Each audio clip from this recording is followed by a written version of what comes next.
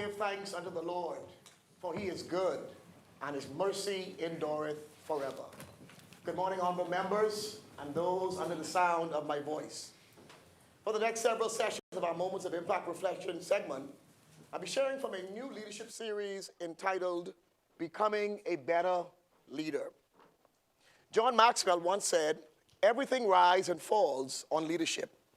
This statement, though simple, has profound implications and behooves every one of us who function in a leadership capacity to always seek to become better leaders. In today's reflection, I want to focus on the key word, long-suffering. To become a better leader, you must be long-suffering. A long-suffering person is one who shows patience in spite of troubles, especially those caused by other people. One of the most invaluable lessons I've learned over the last 23 years while pastoring is that leadership is not for the weak. Neither is it for the faint of heart. Neither is leadership for the thin-skinned. People are very fickle, and they will switch on you in the blink of an eye. Sadly, the people you help the most are sometimes the ones who seek to berate and destroy you. Jesus taught us, though, in Matthew chapter 21, verse 9, and Matthew 27 and 22, that the same people who will shout your praises by saying, Hosanna one day, is the same people later that day will shout, crucify you. As a leader, because you are out in the front, you become a prime target for the haters, for the liars, and the naysayers. So think it not strange when people lie on you, when they betray you, when they try to undercut you and say all manner of evil against you. It comes with the territory. Furthermore, if they did it to Jesus, what you think about me and you? In conclusion, I want to reiterate the words of John Maxwell, that everything rises and falls on leadership. I want to further admonish each of you leaders to be long-suffering. I know people can be brutal at times, but despite the persecution, despite the trials, despite the tribulations you will face as a leader, never lose sight of your why. Maintain your composure, remain calm, and focused on your assignment, and never allow people to cause you to come out of character. I leave you today with the famous words of the former First Lady Michelle Obama: when they go low, we go high. Selah, think and act on these things. Let us pray. Our gracious and eternal Father, we come before you today lifting up our great nation. We pray, Almighty God, for your divine providence and preservation. We pray, God, for mercy and forgiveness where we have sinned and we have erred. We pray today, Lord, for strength where we have fallen weak. Help us, Almighty God, as a nation to never remove the ancient landmarks that were put in place by our forefathers and our foremothers. Help us as a nation, Almighty God, to never forget you. Help us to keep you at the forefront. For your word says, blessed is the nation whose God is the Lord. Now, Father, we pray for our political leaders. Lord, help each of them to be long-suffering. Give them the grace. Give them the strength. Give them the fortitude and the patience to withstand the pressures that comes with political leadership. Now, Father, we pray special blessings upon today's proceedings. And as they assemble to debate the country's finances, let truth and transparency be their guide. We pray that you, O God, will control tempers and behaviors, and let the discussions be done with dignity and with respect. We ask these things in no other name, but in Jesus' name we pray, and all of God's people say, amen. Let us pray the Lord's Prayer. Our Father, who art in heaven, hallowed be thy name. Thy kingdom come. Thy will be done on earth as it is in heaven. Give us this day our daily bread, and forgive us our trespasses, as we forgive those who trespass against us. And lead us not into temptation, but deliver us from evil. For thine is the kingdom, the power, and the glory, forever and ever. Amen.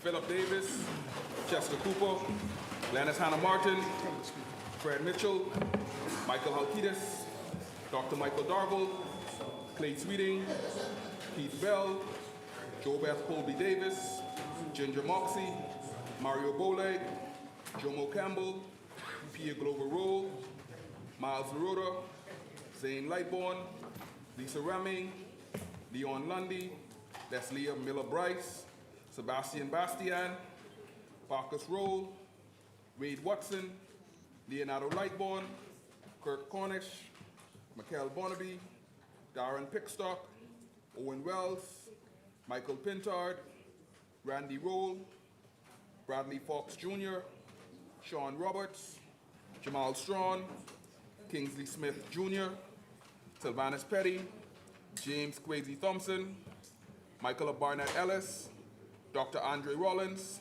James Ferguson, Lincoln Deal, Frezette Gibson, Adrian White. Yes. Microphone.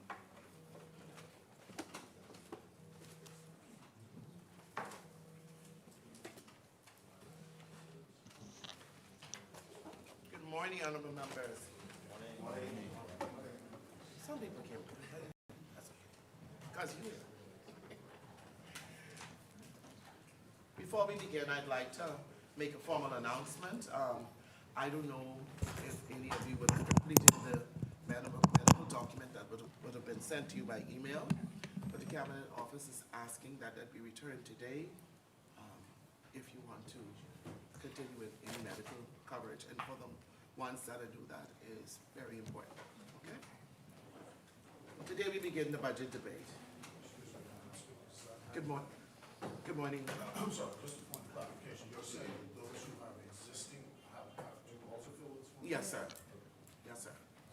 The chair recognizes the honorable member for Smiley. Madam Speaker, I've spoken to the leader of opposition business. He asked to go down on the agenda for notices. We have some resolutions to be laid. Thank you, honorable member. Sinat? I confirm the same, Madam Speaker. Thank you, honorable member.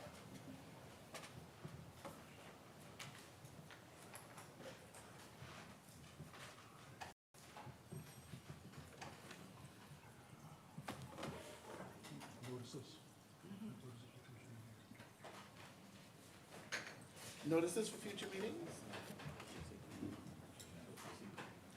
The chair recognizes the honorable member for Austin Manor. Thank you, Madam Speaker. Madam Speaker, I wish to give notice of the following resolution. Whereas by resolution dated 25th of March 2026, the House of Assembly approved the government of the Commonwealth of the Bahamas guaranteeing the repayment of all sums of monies borrowed by the Grand Bahama Energy Company Limited, the company, in connection with a loan in the principal amount of 80 million Bahamian dollars from Royal Bank Bahamas Limited, the bank, for the purpose of assisting with capital expenditure and working capital for the company. And whereas an error was made with reference to the name of the bank, which should have read, quote, RBC Royal Bank Bahamas Limited, instead of Royal Bank Bahamas Limited. Now therefore be it resolved that this House approves the amendment of the said resolution by the deletion of the words Royal Bank Bahamas Limited and a replacement thereof with RBC Royal Bank Bahamas Limited wherever appearing. Thank you, honorable member. Order that the notice be brought in.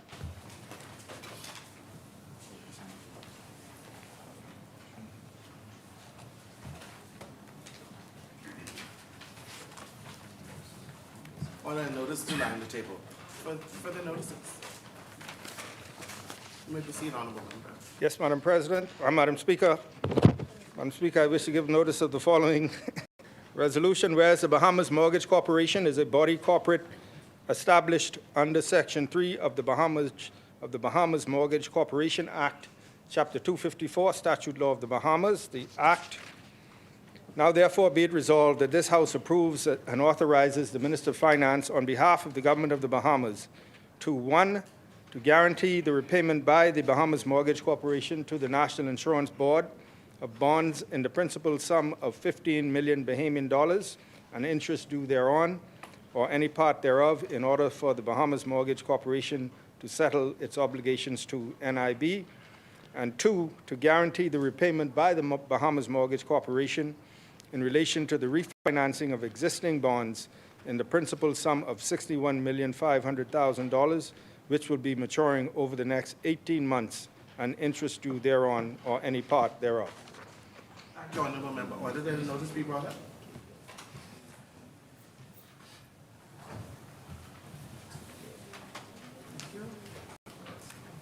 Order and notice to lie on the table. Further notices? Yes, Madam Speaker, I beg leave to give notice of the following resolution. Whereas the Bahamas Mortgage Corporation, BMC, is a body corporate established and existing pursuant to Section 3 of the Bahamas Mortgage Corporation Act, Chapter 254, Statute Law of the Bahamas. Now therefore be it resolved that this House approves and authorizes the Bahamas Mortgage Corporation to issue new government-guaranteed bonds in the sum of $7,500,000. 2, approves the refinancing of existing Bahamas Mortgage Corporation government-guaranteed bonds in the sum of 11 million Bahamian dollars, with new bonds whose maturity would be extended by 3 years. And 3, approves and authorizes the Minister of Finance on behalf of the Government of the Bahamas to guarantee the repayment by Bahamas Mortgage Corporation of all principal in the aggregate amount of $18,500,000 and interest due thereon to RBC Royal Bank Bahamas Limited, or any part thereof, in respect of the newly issued bonds and the refinancing of the existing bonds. Thank you, Honorable Member. Order that the notice be brought up. Madam Speaker, that last resolution would require the same amendment as the first with regard to the name of the Royal Bank. Thank you. As- Order that the notice to lie on the table. Further notice?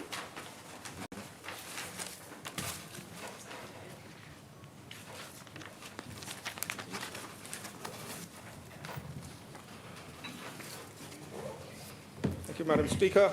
I beg leave to give notice of the following resolution. Whereas the Government of the Commonwealth of the Bahamas is desirous of developing initiatives to promote a more productive and healthier ocean environment in and around the Bahamas through the sustainable use of ocean and coastal resources for economic growth and job creation while preserving marine life, quote, the blue economy.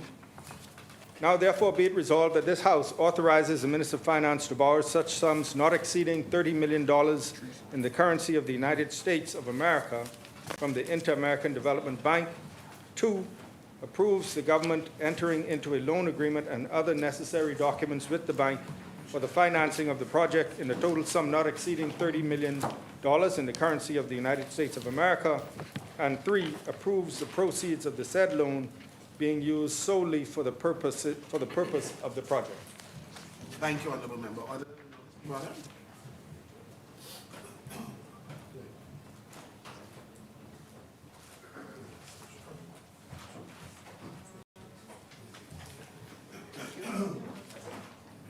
Order the notice to lie on the table. Further notices?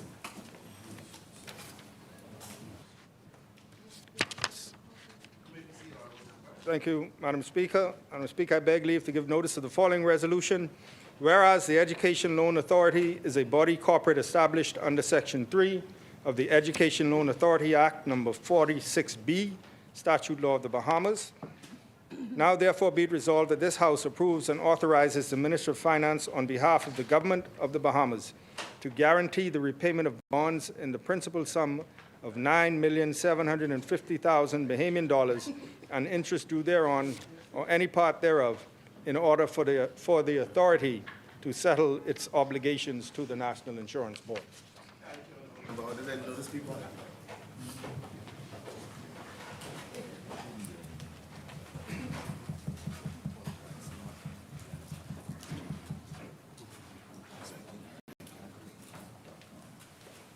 Order the notice to lie on the table.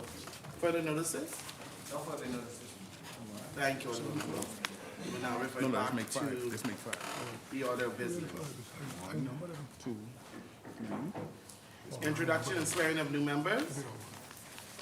Laying of documents by ministers. The chair recognizes the honorable member for Pinewood. Thank you, Madam Speaker. Madam Speaker, I beg leave to lay on the table of the House a copy of the following: the Miscellaneous Written Law Rectification Order 2026,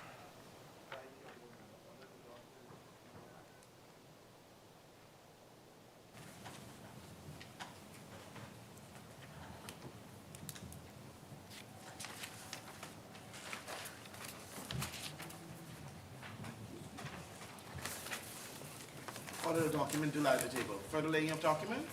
Thank you, Madam Speaker. I beg leave to lay on the table of the House a copy of the following: the Industries Encouragement Approved Manufacturers Elliott Kelly Trading as Pan-African Caribbean Gateway Order 2026. Member, order that the document be brought up. I want it full.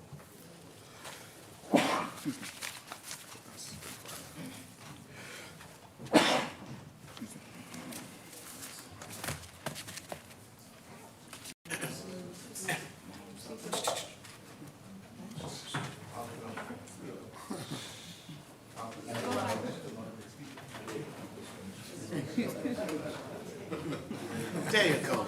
You knew. You was the little deal. You got down to the big deal. The real deal.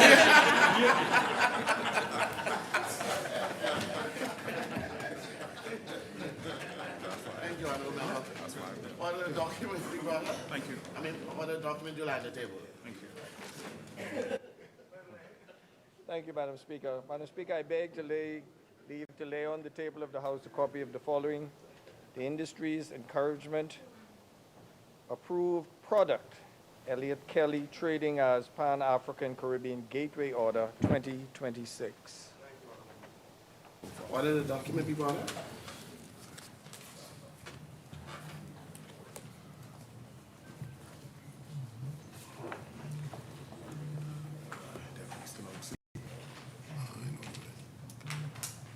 Thank you.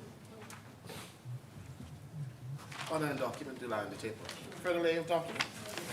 Thank you, Madam Speaker. Madam Speaker, I beg to lay on the table of the House a copy of the following: the Price Control General Amendment Regulations Number 2026.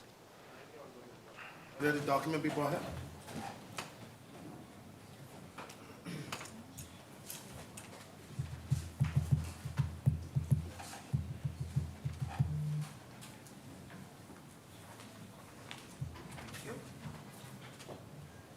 Order the document to lie on the table. Further laying of documents. Yes, thank you. Finally, Madam Speaker, I beg leave to lay on the table of the House a copy of the following: the Price Control General Amendment Number 5 Regulations 2026. Order the document be brought up.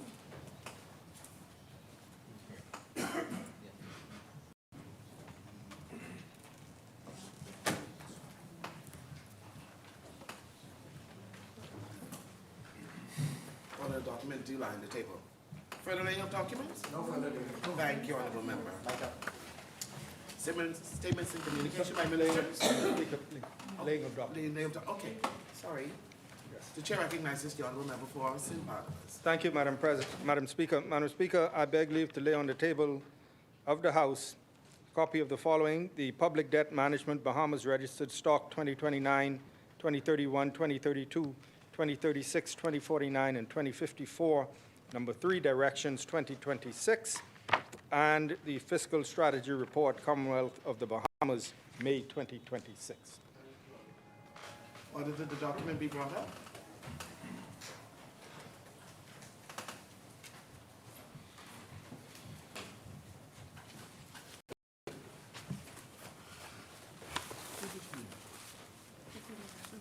Order the documents to lie on the table. Further laying of documents. Thank you.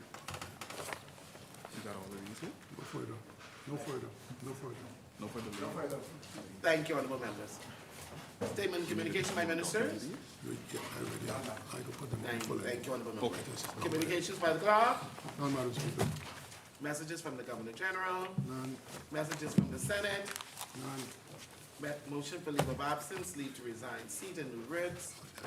Presentation of petitions, presentation of reports of committees, adoption of reports of committees, first reading of bills. Which bill they need? You know which bill Thank you, they need Honorable to Member. Second reading in committee of bills, Revenue account? committee of the whole house. No, first reading. Oh, second reading, oh, sorry. The chair recognizes the Honorable Member for symbolic. Thank you, Madam President, Madam Speaker. Thank you, Madam Speaker. Yes, Madam Speaker. Madam Speaker, yes, in moving the second reading of what's become known as the budget, I will move for the reading of the Appropriation Revenue Account Expenses Bill 2026. And of course, we take the opportunity to debate all of the other bills that are before us. So in rising, Madam Speaker, to move for second reading and committal for a bill for an act for the appropriation of diverse sums of money for and towards defraying the expenses of the government of the Commonwealth of the Bahamas on revenue account for the financial year commencing 1st July 2026 and ending 30th of June 2027. Madam Speaker, I do so proudly on behalf of the wonderful people of the St. Barnabas constituency. And I take this opportunity to thank them for their enduring support, Madam Speaker. Long suffering. Madam Speaker, some people ask the question how I ended up in St. Barnabas. Thank you. And it is,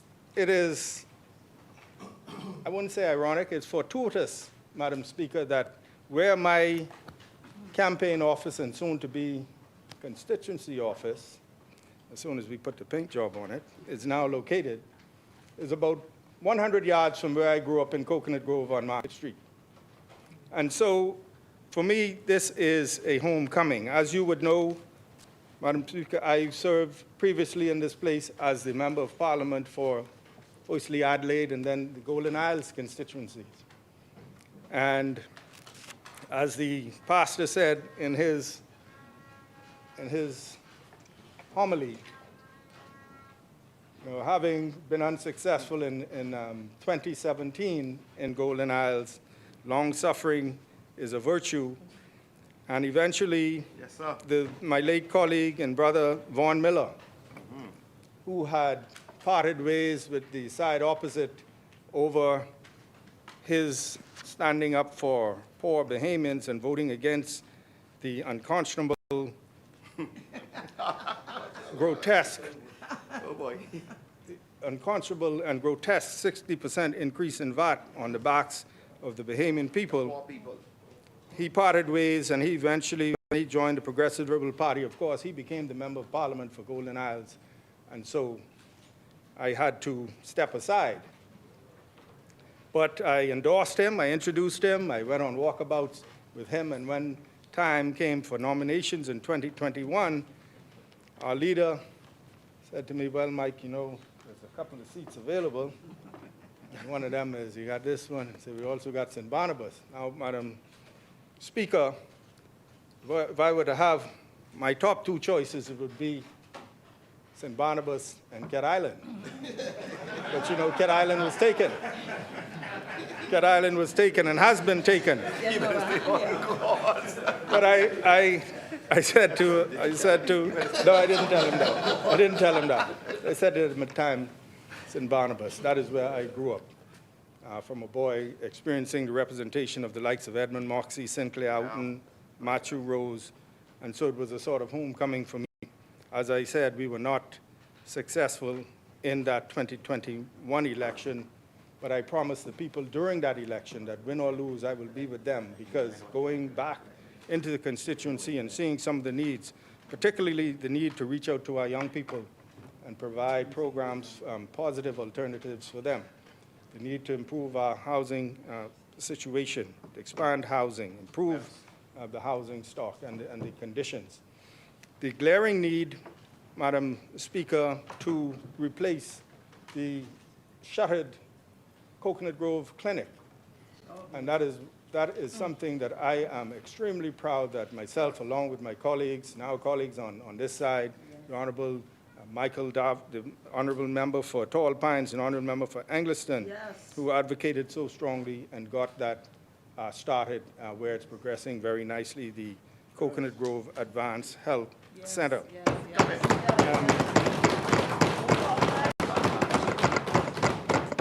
Our next project is to replace the Coconut Grove Preschool and construct an ultra-modern Coconut Grove Early Learning Center. The money will be provided. The money will be provided. And it's an indication of my belief, Madam Speaker, that constituents in that area deserve the very best. Yes, the best. Deserve the very best, of whatever money can buy, so to speak. They deserve the very best in facilities because they are hardworking behemoths. Madam Speaker, so I am happy to be back home in St. Barnabas. I grew up most of my childhood, like I said, about 100 yards from my headquarters in a three-room house. Not a three-bedroom house, a three-room house. When I say to people, I know the struggle, Madam Speaker. So I thank St. Barnabas for your support. Few of them came out here today. And I would give them my pledge once again that I will continue to be their servant, put them first, work hard every day on their behalf. Madam Speaker, as I said, personally, I was not successful in the 2021 general elections. The Progressive Liberal Party was. I was honored to be able to serve in the Senate during that period of 2021 to 2026 and serve as the Minister of Economic Affairs. I was even more privileged to be able to work closely with our member for Cat Island and Prime Minister in helping to guide the economy of the Bahamas and helping to, in my words, repair and start to put aright the public finances of the country. It was indeed a great privilege. It's coming out of the COVID-19 pandemic, Madam Speaker, all the countries in the Caribbean, all the countries around the world had experienced rising level of debt, unemployment, revenues had fallen. We, no exception, the Caribbean was no exception. We were hit particularly hard. There were some people who said, well, why do you even want that job? Why do you even want to do it? Some countries around the world decided that in order to repair their finances and get their economies growing again, some will pursue, there were basically two courses of action, stimulus and austerity. The Americans under former President Biden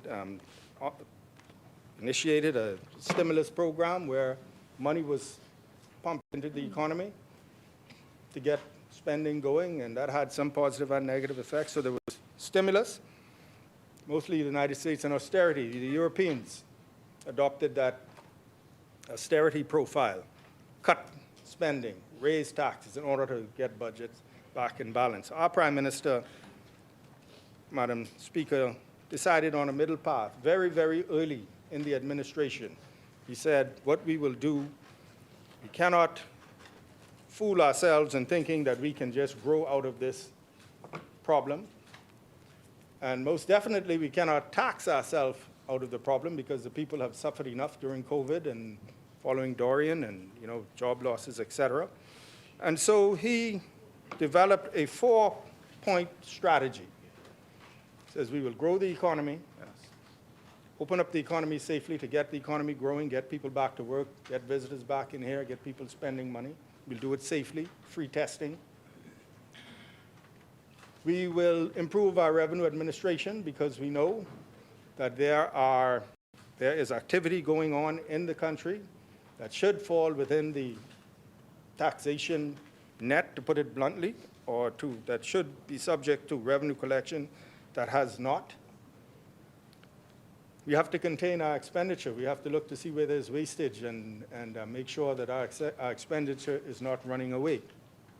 And we have to find new sources of revenue. And we believe that those four components working together would get us back on course, improve our public finances, and get the economy going.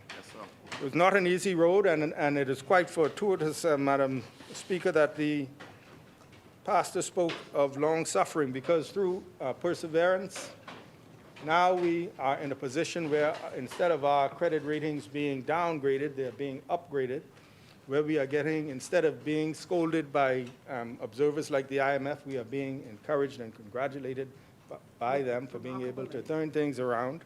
And so it has been a turnaround, and it has not been easy, Madam Speaker, because sometimes when you are out there trying to convince the world that the Bahamas has not fallen off the map, that we are coming back, that we can recover our economy, some voices inside were shrilling that, oh, your bonds are trading at distressed levels. What's happening? You're going off the cliff. This is a disaster.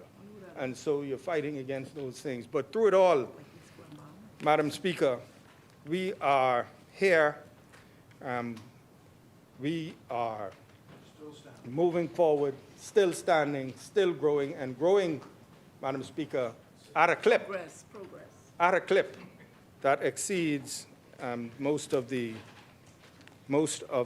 projections that had been done some time ago. And so, Madam Speaker, it is within that context that I now move to my presentation. I wanted to give a little historical context, because the subject of the budget is a budget that builds on progress. And indeed, 2 weeks ago, I had the distinct privilege of presenting to this honorable House the government's budget communication for the 2026-2027 fiscal year, a budget that builds on progress. Today, I want to do a few things, Madam Speaker. I want to address some of the commentary that has emerged in response to the budget. I want to just expand on some of the key revenue measures that are being implemented, and I want to outline the government's expenditure priorities and commitments.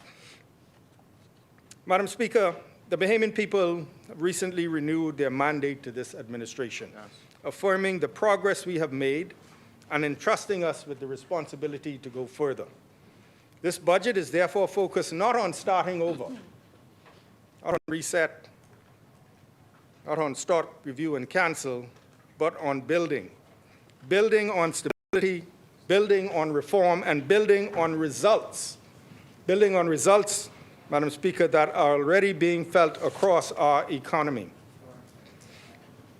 In the days since the budget was presented, a number of observations and concerns have been raised, and I want to address some of them with facts, with context, and with a clear understanding of the policy decisions reflected in this budget. There has been some public discussion on, and indeed some criticism regarding the public procurement process practices, including suggestions, Madam Speaker, that procedures are being misused or bypassed. And while we accept the observations, we must understand that procurement is not static. It is a system that evolves over time, and so therefore strengthening processes, improving transparency, and building capacity are ongoing efforts that require time, discipline, and continuous reform. It is also important to recognize, Madam Speaker, that strengthening procurement is not only about systems. It is about people, capacity, and professionalism. And so over the past year, I can advise that 60 public servants from various government agencies have attained Level 2 certification from the internationally recognized Chartered Institute of Procurement and Supply.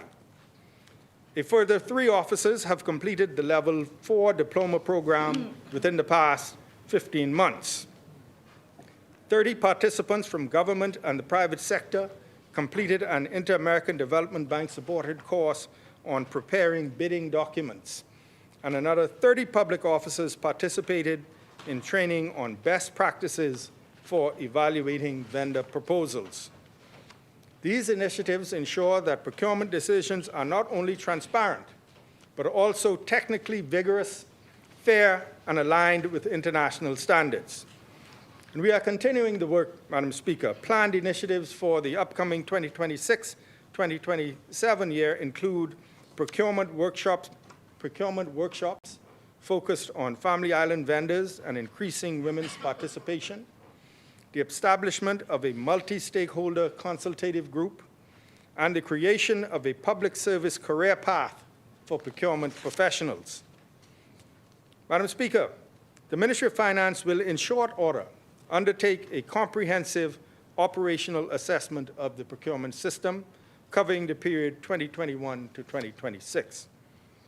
It is envisaged that this report will provide valuable insights into areas where improvements can be made to enhance the existing procurement platform and will guide the development of policies to further strengthen the system. Madam Speaker, public procurement operates within clearly defined categories, including open bidding, open competitive bidding, restricted tendering, and in limited circumstances, sole or direct tender awards. Competitive bidding remains the standard approach. Sole tender awards, on the other hand, are permitted under specific and clearly defined conditions, such as urgency, technical constraints, or where there's only a single provider. And that's only a few of the conditions. If you look at the Public Procurement Act, I didn't want to print it off because it's 107 pages, but Section 31, which deals with direct awards, itself is 4 pages long. So there is provision for direct awards under the Public Procurement Act, very extensive provisions, Madam Speaker. Madam Speaker, the existence of these categories is not new. What is new, Madam President, Madam Speaker, is the level of transparency and oversight now applied to them. Madam Speaker, public procurement in the Bahamas has undergone significant transformation in recent years. We recall the passing of the Public Procurement Act in this place in, I think it was March 2021, set to come into effect September 2021. Public procurement has undergone significant transformation in recent years. What we are seeing today is not a system standing still, but one that is evolving, improving, and becoming more transparent with each step forward. Through the government's e-procurement system, we now have a centralized, digital, and traceable record of procurement activity across government. Contracts are no longer opaque or fragmented. They are captured, monitored, and open to scrutiny. Since July 2024, for the first time in history, the government has been publishing monthly public procurement notices on its website. These notices provide detailed information on the procurement of goods, works, and services across ministries and agencies. Madam Speaker, these reports have been published every single month without interruption. This means that procurement activity is no longer occasional or selective in its disclosure. It is consistent, systematic, and transparent.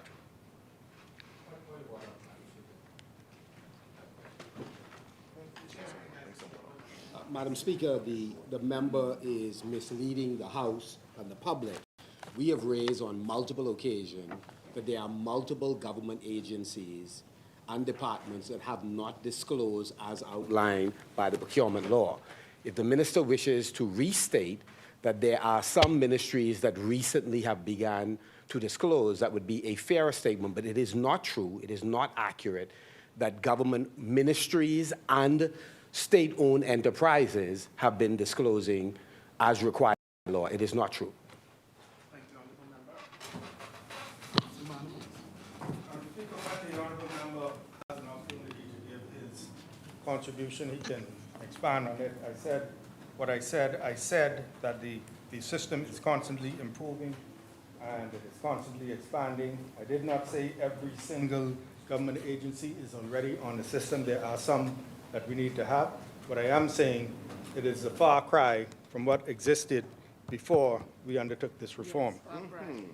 Madam President, Madam Speaker, between September 2021 and the present, approximately 8,000 procurement opportunities have been awarded with a total value of approximately $1.39 billion. The majority of these contracts have been directed toward infrastructure, supporting the construction and repair of roads, government buildings, bridges, and docks in the Family Islands, as well as airport terminals and runways.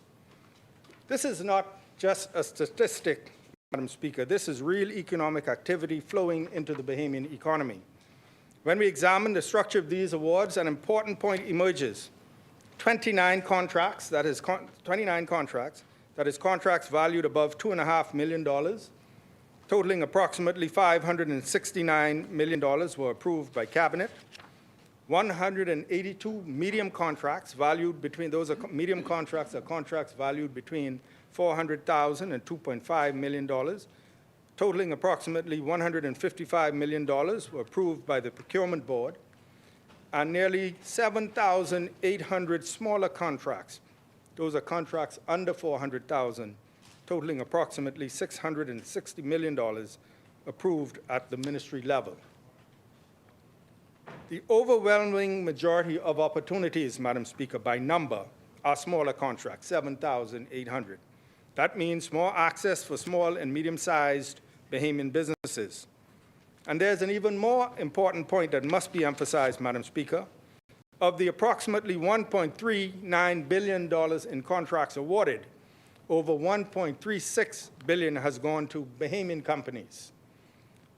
This represents more than 98% of total procurement spending remaining right here in the Bahamas. By contrast, less than 2% has gone to foreign firms. This means, Madam Speaker, that when the government spends, it is Bahamian, when this government spends, it is Bahamian businesses that benefit.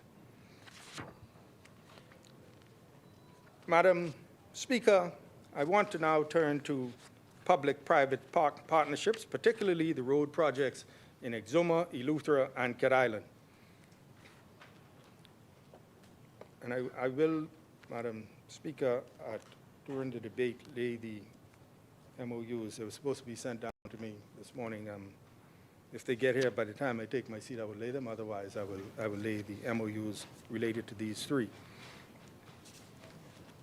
The road projects in Exuma, Eleuthera, and Cat Island, these projects form part of a deliberate strategy to accelerate infrastructure development while managing cash flow responsibly. In the case of the Eleuthera and Cat Island road projects, financing is being provided by the African Export-Import Bank. These arrangements utilize what is known as an accounts factoring structure. In simple terms, the contractor completes the work and is owed payment. That receivable is then sold to a financing institution, which assumes responsibility for collecting payment from the government over time. Madam Speaker, there has also been reference to the $43.1 million associated with these arrangements, and it is important that it is properly understood. The total obligation for these road projects is approximately $140 million owed to Bahamas Striping and the Cat Island Development Company for works already completed. What has occurred is not the creation of new debt.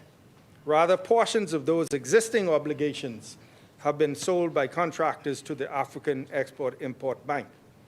The $43.1 million represents the portion of those receivables that have already been purchased, what is referred to as crystallized and what is funded in this budget. And so, Madam Speaker, the work has been completed, the obligation existed, and what has changed is simply how that obligation is being financed. And this is not unusual.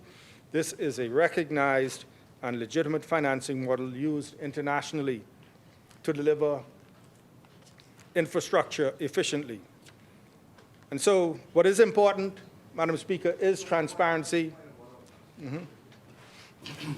The chair recognizes the honorable member for East Grand Bahama. Madam Speaker, I wonder if the minister could state what the interest rate for the public-private partnership was as opposed to the interest rate for the XM Bank.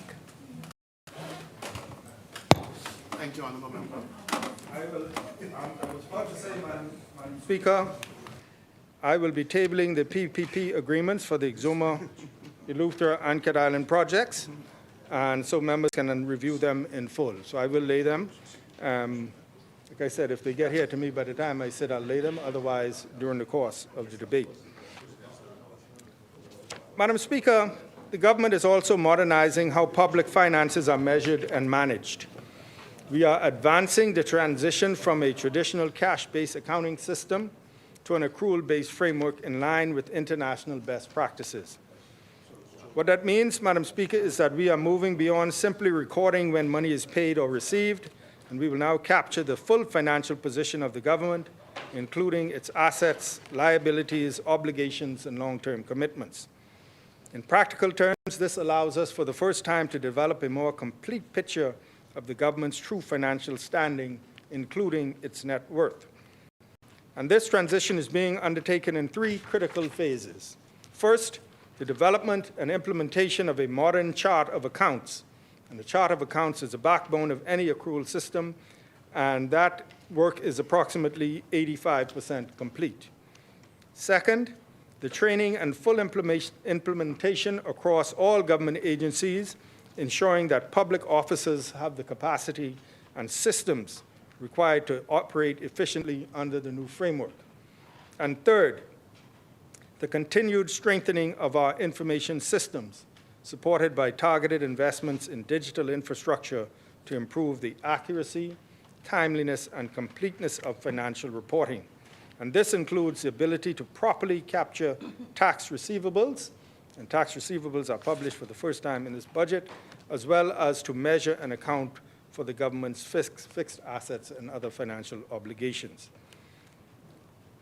Madam Speaker, this shift strengthens transparency and improves decision-making. And most importantly, it ensures that fiscal policy is guided not by short-term cash flows, not by cash, but by a complete and accurate picture of the nation's finances. Madam Speaker, Bahamians are rightly concerned about the cost of living. And a key part of the challenge stems from global factors, particularly fuel prices. As a small, import-dependent economy, fluctuations in international oil markets directly affect transportation costs. So as we import, it goes into the cost of bringing things into the country, electricity prices, and ultimately the price of goods on store shelves. And so, yes, when we feel that pressure, it is largely because of these external pressures.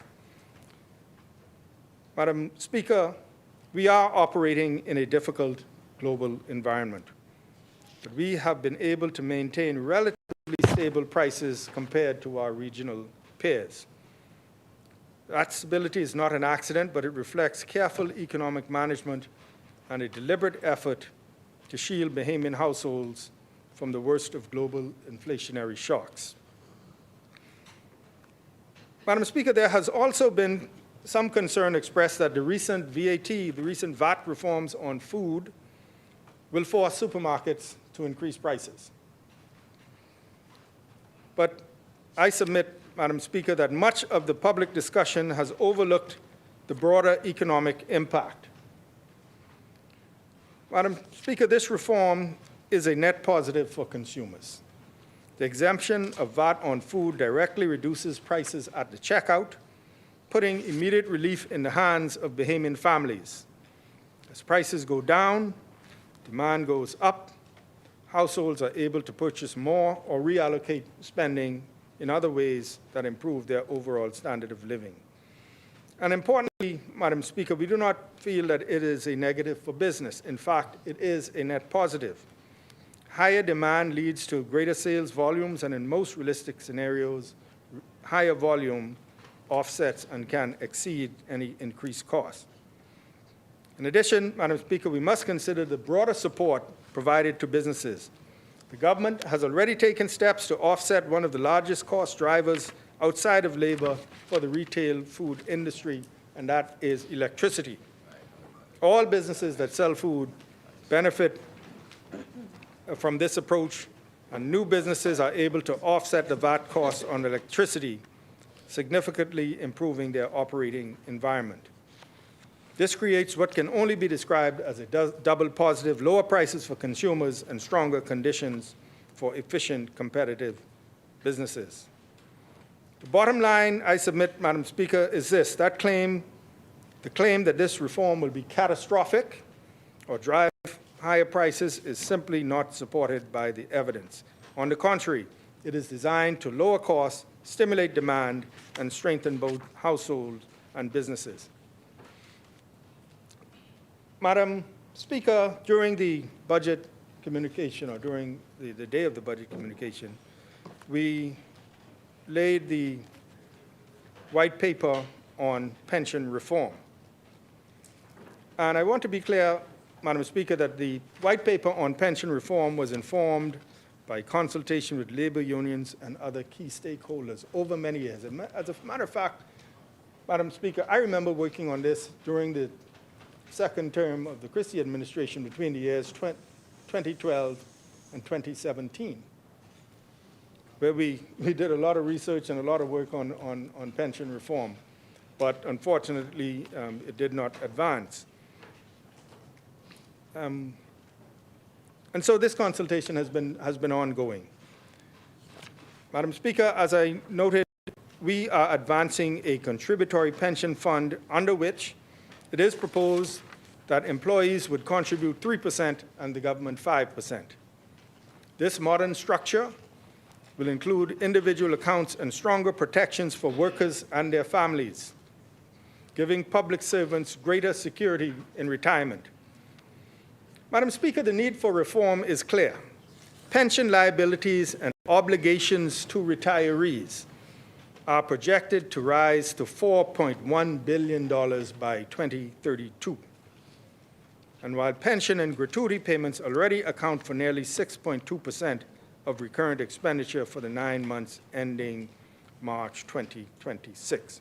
As it stands, pensions are paid out of government revenue. There's no fund, so to speak. A contributory pension plan is essential to keeping retirement income sustainable, affordable, and predictable. It strengthens long-term security for workers, reduces the risk of poverty in old age, and creates a more responsible framework for meeting retirement obligations in a changing economy. Madam Speaker, while this reform will ease long-term fiscal pressure, its benefits goes beyond the public balance sheet. A more sustainable pension structure frees resources for priorities that matter most to Bahamians, including healthcare, education, security, infrastructure, and other essential public services. This plan is important not only for individual retirement security, but for the long-term strength of the economy. This reform is designed to expand protection, especially for those who do not already have a formal pension plan, and build a fairer, more secure future for working families throughout the Bahamas.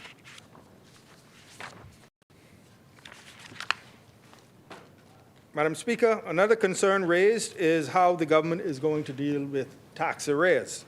And for the first time, we have published a comprehensive account of tax arrears in the 2026-2027 budget. This ensures that the Bahamian people have a clear and honest view of the outstanding obligations within the system, and it allows us to address the issue in a structured and responsible way. It's important to understand that tax arrears, that's tax owing to the government, do not arise from a single cause. In many cases, arrears are the result of timing issues, delays between assessment, billing, and payment. In other instances, they arise from disruptions in communication between taxpayers and the relevant authorities, particularly in the area of real property tax, and particularly in the area of foreign-owned real property tax. And so there are cases where bills are not received on time, which contributes to the late payments and the accumulation of arrears. While we recognize the challenges, Madam Speaker, we are also taking decisive steps to address them. A key part of this strategy is modernization through the implementation of the One Tax Bahamas initiative and the expansion of our digital tax portal, we are making it easier, faster, and more convenient for taxpayers to view their obligations and make payments. This reduces the likelihood of missed deadlines and improves overall compliance. And at the same time, Madam Speaker, we are strengthening enforcement. In cases where arrears persist without resolution, the government will take appropriate action to ensure compliance. Madam Speaker, our approach is balanced. We are making it easier for taxpayers to meet their obligations while also ensuring that those who do not comply are held accountable, because at the end of the day, a fair tax system depends on everyone paying their fair share. Madam Speaker, I now want to discuss briefly our approach to technology investment, which is not an abstract approach, but it is a practical, targeted, and focused approach, and focused on improving how government functions and how citizens interact with public services. We are making tangible investments to modernize critical government systems. This includes the upgrade of the government's email infrastructure, ensuring more secure, reliable, and efficient communication across the public service. We are also advancing the completion and optimization of the Oracle Financial Management System, which is essential to strengthening public financial oversight, improving reporting, and supporting the transition to an accrual-based accounting framework. In addition, Madam Speaker, we are moving forward with the implementation and rollout of the biometric voter identification card, which is already being introduced across the country. Further, Madam Speaker, significant progress is being made in the modernization of our immigration systems. We are integrating advanced digital platforms, including intelligence targeting and data analysis systems, to support more informed, data-driven decision-making in immigration. At the same time, the introduction of biometric identification systems, along with airport e-gates and automated kiosks, is transforming the process of arrivals and departures, improving efficiency, reduced wait times, and strengthening border security.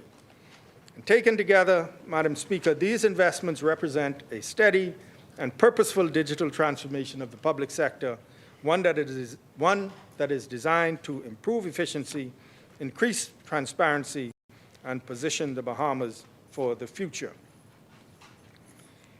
Madam Speaker, external shocks are always a threat for our economy.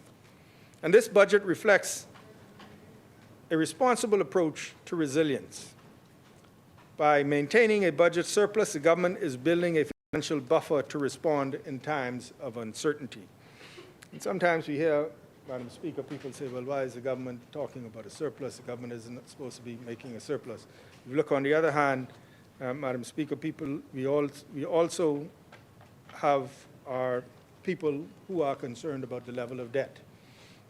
And the level of debt. And the only way to reduce the level of debt, Madam Speaker, is to spend less than you earn. And that way you can pay it down over time. And so, maintaining a budget surplus, the government is building a financial buffer to respond in times of uncertainty. At the same time, reducing the debt to GDP ratio strengthens our fiscal position and creates room to respond without excessive borrowing. Madam Speaker, we are also maintaining membership in the Caribbean Catastrophic Risk Insurance Facility, ensuring immediate access to funding in the aftermath of natural disasters.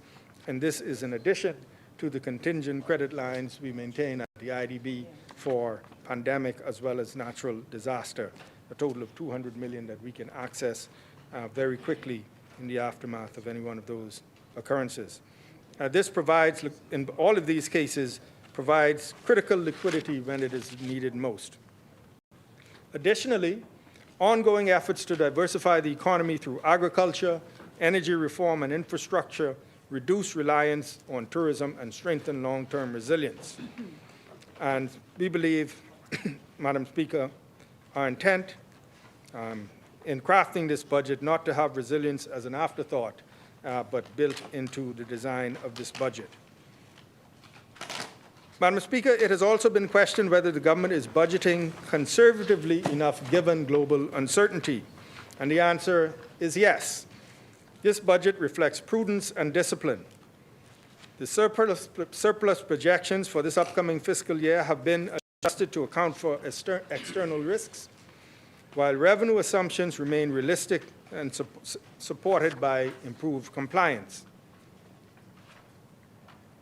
I now move, Madam Speaker, to some details of the revenue measures that are in this budget. And these measures reflect the government's commitment to strengthening public finances, supporting Bahamian families, modernizing government services, and fostering a more competitive and resilient economy. And when we speak about revenue measures, we're talking about tax, up or down, but mostly down in our case. Yeah. Guided by principles of fairness, efficiency, and sustainability, these reforms are designed to provide targeted cost of living relief, expand opportunities for home ownership, strengthen revenue administration, improve compliance, support investment, and enhance the ease of doing business in the Bahamas. At a time when our economy continues to grow and evolve, it is essential that our policies adapt accordingly, ensuring that we remain fiscally responsible, that we remain fiscally responsible while creating opportunities for the Bahamians to prosper. And taken together, we believe that these measures represent a balanced approach to securing the resources needed to fund essential public services, promote long-term economic growth, and build a stronger, more inclusive future for our nation. Madam Speaker, we have reviewed our fiscal objectives and determined that a change is necessary because the country's official GDP figures have recently been revised upward following improvements in the methodology used by the Bahamas National Statistical Institute to calculate economic output. In short, Madam Speaker, they did a revision of the GDP, and the GDP was raised. We had targeted 25% revenue to GDP by this year. Given the fact that the GDP has been raised, we had to reduce that target in the absence of increasing any taxes. So as a result, the revenue to GDP target, so because the GDP has been raised by the BNSI, the Bahamas National Statistical Institute, the revenue to GDP target has been revised from 25% in this fiscal year to 23.5%. This ratio is expected to gradually increase to 24% in fiscal year 2027-2028 and 24.5% in fiscal year 2028-2029 before reaching the medium-term target of 25% by 2029-2030 and remaining at that level thereafter.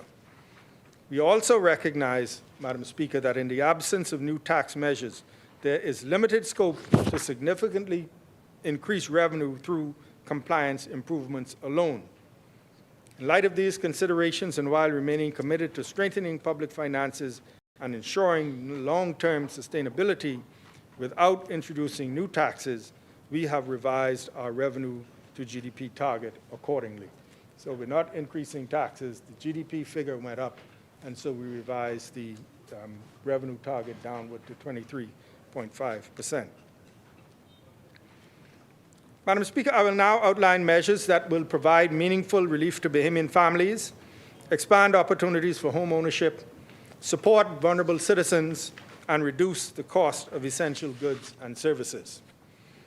At the heart of these initiatives is our commitment to making home ownership more attainable for Bahamians.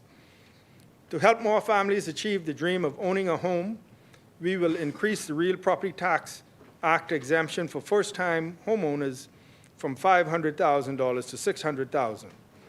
This measure will directly reduce the tax burden on first-time home buyers and improve housing affordability.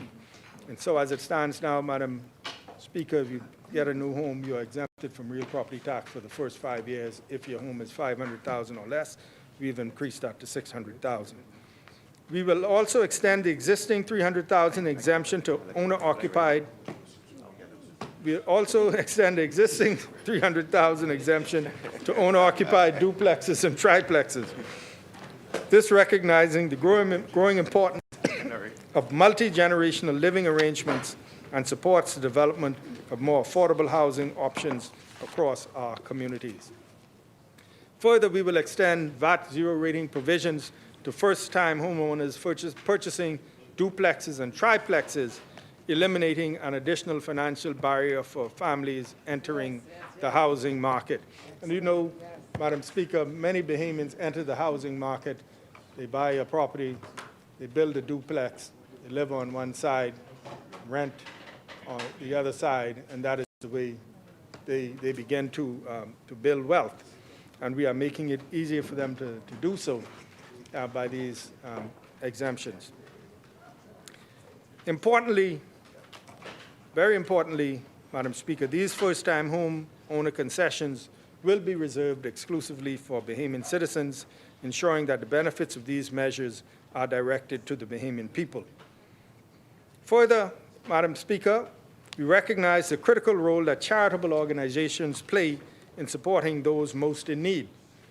These organizations often fill gaps in services and aid vulnerable members of our communities. And so, to strengthen their capacity to serve, we will allow registered charitable organizations to claim VAT refunds for eligible input tax deductions, providing them with additional resources to expand their impact and continue their valuable work. Madam Speaker, there has been some discussion about child labor and child labor exploitation. And even though we have already the necessary legislation in place to guard against it, we are amending and strengthening the law, and we will ensure that it is properly enforced. And so therefore, we do not feel that we do not anticipate that we will be the subject of any adverse tariffs in relation to that child labor issue. One of the pieces of legislation that we're dealing with addresses this. Madam Speaker, I will briefly now turn to a series of measures designed to strengthen revenue administration, improve compliance, modernize government services, and ensure the long-term stability of public finances. These reforms are guided by a simple principle that all our systems must be fair, efficient, and capable of supporting the national development priorities of today and tomorrow. So therefore, Madam Speaker, we are introducing measures to strengthen tax administration and protect the integrity of our revenue base. A point has been raised about seabed leases, and I think it's important to provide some context. For many years, most seabed leases have been granted for only nominal amounts, sometimes as little as $1 per year. And what we are implementing is the establishment of a proper regime for valuation and leasing of seabed areas.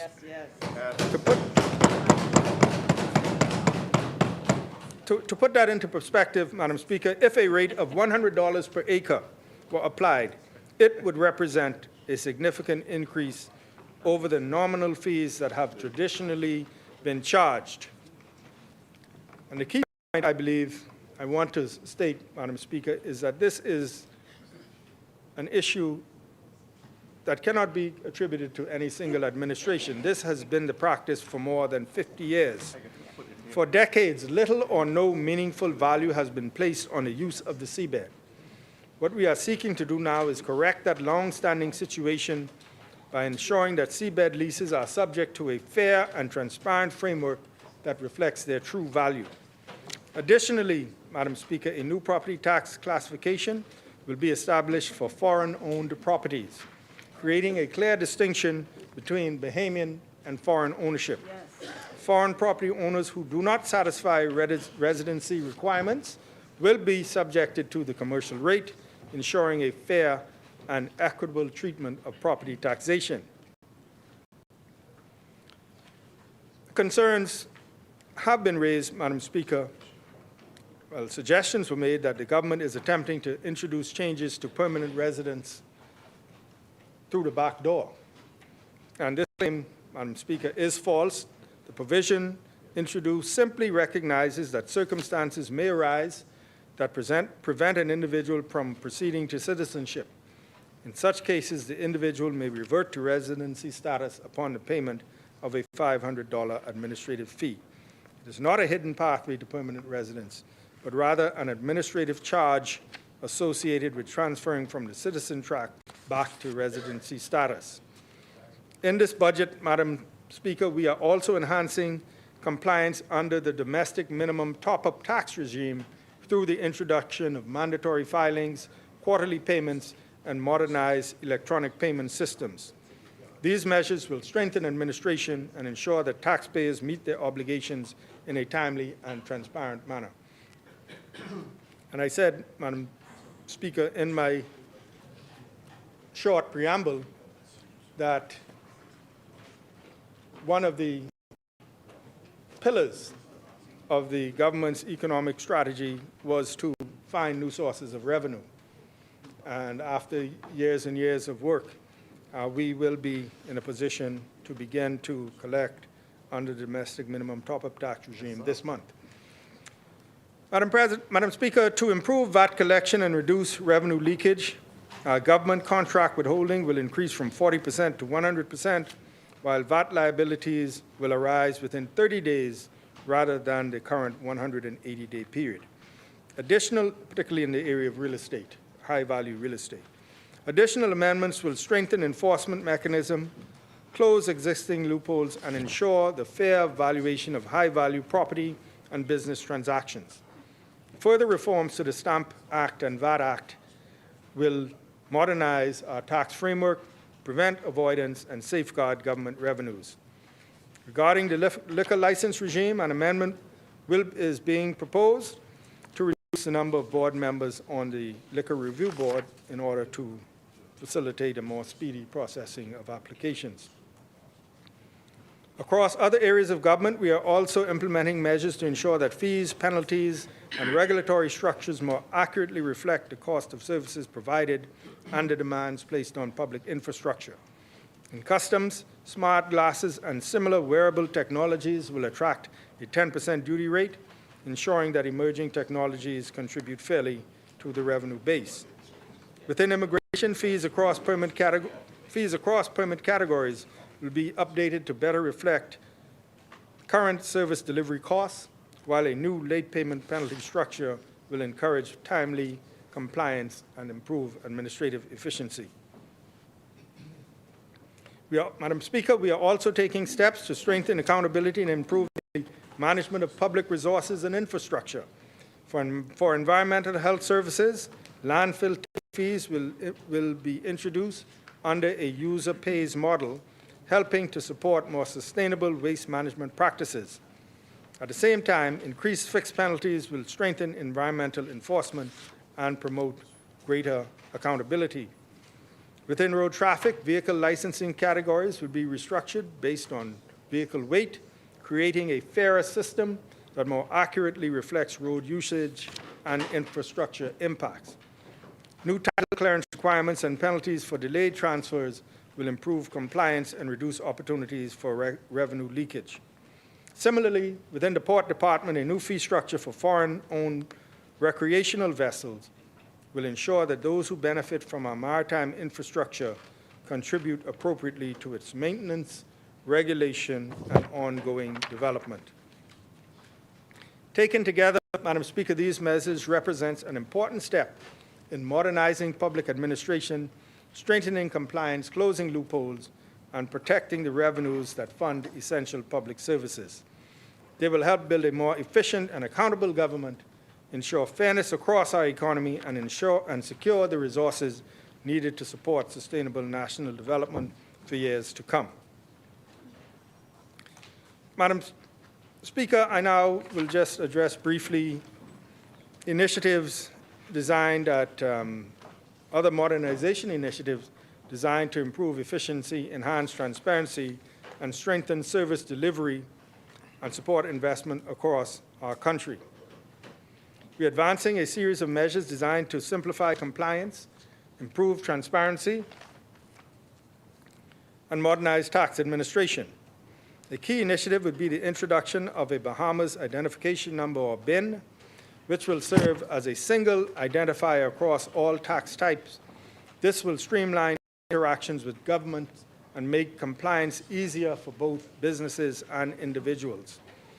The One Tax Bahamas platform will also be expanded to allow qualified tax representatives to act on behalf of taxpayers. To promote greater transparency and consistency, decisions of the Tax Appeal Commission will be made publicly available, while objection procedures will be standardized across all tax types. These changes will create a simpler, more predictable, and more accessible appeals process for taxpayers. Yes. We will also simplify voluntary property conveyances by utilizing assessed values rather than market values for valuation purposes, reducing administrative complexity and improving certainty for property owners. At the same time, Madam Speaker, we are revising the Trusted Traveler Program to better facilitate short-term business travel, allowing approved business travelers to remain in the Bahamas for up to 72 hours, thereby supporting commercial activity and investment opportunities. Madam Speaker, supporting economic growth and attracting investment remain central objectives of this government. To encourage continued development through our archipelago, we will extend the Family Island Development Encouragement Act for an additional year, ensuring that valuable investment incentives remain available across the Family Islands. We are also introducing measures that will strengthen regulatory clarity and modernize transportation systems. Within the Port Department, formal anchorage zones will be established to provide greater certainty and regulatory clarity for vessel operators. In addition, commercial vessel registration requirements will be expanded to include vessels exceeding 500 gross tons, strengthening oversight within the maritime sector. Madam Speaker, we are supporting the transition to cleaner and more sustainable transportation options. A dedicated vehicle licensing category will be established at a rate of $160, while e-bikes will benefit from a low-cost registration fee of just $25, encouraging broader adoption of environmentally friendly transportation alternatives. Madam Speaker, taken together, these initiatives represent a significant step forward in modernizing government services, improving transparency, facilitating investment, and enhancing the ease of doing business in the Bahamas. They reflect our commitment to build a more efficient, competitive, and forward-looking economy that supports growth, innovation, and opportunity for all Bahamians. And these measures are designed to modernize government services, improve efficiency, support investment, and position the Bahamas for a more competitive and sustainable future. Madam Speaker, I now turn to some expenditure measures. The expenditure proposals contained in the appropriation bill are designed to build upon the progress achieved over the previous term while responding to the evolving needs of the Bahamian people. Our expenditure strategy for 2026-2027 is guided by 4 clear priorities that reflect both the immediate needs of the Bahamian people and the long-term development objectives of the nation. Firstly, we are building stronger communities by expanding access to housing, critical infrastructure, and measures that improve affordability and quality of life across New Providence, Grand Bahama, and the Family Islands. To foster home ownership and improve living conditions, the budget allocates $8 million for the housing program. At the same time, the government continues to invest in the infrastructure that underpins strong and resilient communities, including transportation networks, public facilities, disaster recovery works, and community assets throughout the country. Madam Speaker, the government continues to advance key energy reforms, including the Family Islands Renewable Energy Program, shore power initiatives, the transition to liquefied natural gas, and the acquisition of the Grand Bahama Power Company, supporting a more reliable, efficient, and affordable energy future for Bahamians. Additional allocations include $12 million for Family Island capital development projects, $3.6 million for navigation aids and lights, and $2 million for agricultural infrastructure, including cultivation centers in New Providence and Eleuthera, and a food processing facility in Eleuthera. The airport infrastructure program, funded through the National Investment Fund, will bring increased visitor traffic and economic opportunities across the islands of the Bahamas. Funding has also been allocated for road repairs and maintenance in Grand Bahama, improvements to public facilities in New Providence and the Family Islands, the expansion of the road traffic department services in eastern New Providence, upgrade to Family Island post offices, and continued enhancement to transportation infrastructure. Madam Speaker, beyond physical infrastructure, this budget places a strong emphasis on the foundation that is education and lifelong learning. Salaries for teachers in the public education system will be increased at the beginning of the new budget year as a result of a 5-year industrial agreement with the Bahamas Educators, Counselors, and Allied Workers Union. This budget also invests approximately $67 million in educational infrastructure, technologies, workforce development, and tertiary education initiatives. Expenditure provisions include $15 million for repairs to public primary and secondary schools, $5 million for digitization and technology upgrades, more than $11.5 million to enhance public primary and secondary school infrastructure directly, $10 million for the BEST program and Caribbean Development Bank supported projects in Grand Bahama, also investing in furniture and equipment, school grounds maintenance, facility upgrades, and academic staffing. At the tertiary level, provision is also made for $2 million for tertiary education reform, $2 million for the Bahamas Technical and Vocational Institute, $5 million for the Bahamas Polytechnical Institute, $1.5 million for the University of Bahamas Tertiary Grant Program, $2 million for salaries and academic support at the University of the Bahamas, and additional support for BAMSI and the Creative and Performing Arts School. Taken together, these investments will facilitate development, strengthen communities, improve resilience, and enhance the quality of life of Bahamians throughout the country. Additionally, Madam Speaker, we are strengthening public health care and resilience through measures in healthcare facilities, service delivery, and the systems needed to meet future demands. The government will introduce a new health insurance scheme for added certainty among permanent and pensionable public officers. Under this new system, public officers will be able to choose from 3 coverage options. The government will contribute up to 75%, while the officer contributes the rest. This will expand access to vision and dental coverage, survivor benefits, and family coverage options for thousands of public officers and their families. Madam Speaker, this budget provides $45.6 million in new healthcare initiatives. This includes $20 million to support the continued development of the New Providence Specialty Hospital, and this investment complements other initiatives aimed at expanding access to health care throughout the country, from the Freeport Health Center, which completes its first phase, I understand, as early as next week, to the Harborside facility. In addition, $15.1 million has been allocated for the construction and expansion and upkeep of community clinics throughout the archipelago, including works in Abaco, Andros, Acklands, Berry Islands, Crooked Island, and St. Barnabas. A further $5.5 million has been provided for ambulances, medical equipment, technology upgrades, security enhancements, renovations, and other developments to healthcare facilities.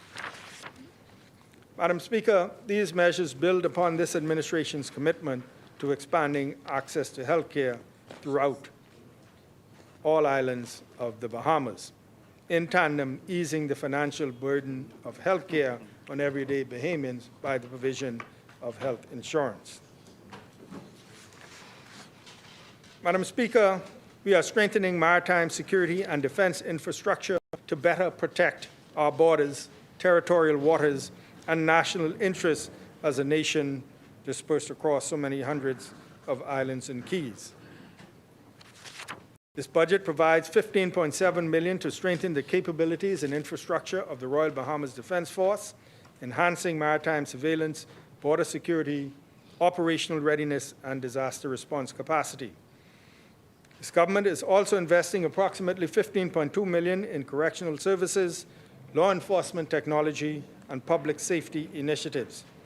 These allocations include security and communications equipment, surveillance technology, body cameras, shot spotter systems, parole management software, first responder resources, and upgrades to correctional facilities and medical infrastructure. These investments are essential to safeguarding our territorial waters, protecting our borders, combating illicit activity, and preserving national sovereignty. And finally, Madam Speaker, we are driving progress through modernization and innovation by investing in digital transformation, public sector efficiency, and initiatives that support sustainable growth. The government is advancing a digital transformation program to modernize public service, improve system integration, and expand digital access. This includes the development of key national systems such as biometric identification platforms, e-gates, digital police certificates, integrated data systems to improve efficiency across government services. Madam Speaker, this budget provides $5 million to modernize court services, including $1.5 million for the Virtual Court Project, developing access to justice through technology, and enhancing the efficiency of the judicial system. The government has continued to invest in innovation and economic modernization through a $3.5 million allocation for the Sand Dollar platform and a $9.5 million allocation for the Golden Yoke program, supporting financial innovation and economic diversification. At the same time, $1.8 million has been allocated to the National Museum Project to preserve and showcase our national heritage for future generations.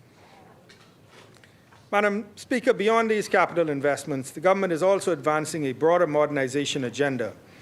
The government will also introduce an artificial intelligence governance framework, including the establishment of a national AI commission, alongside strengthened enforcement under the Data Protection Act.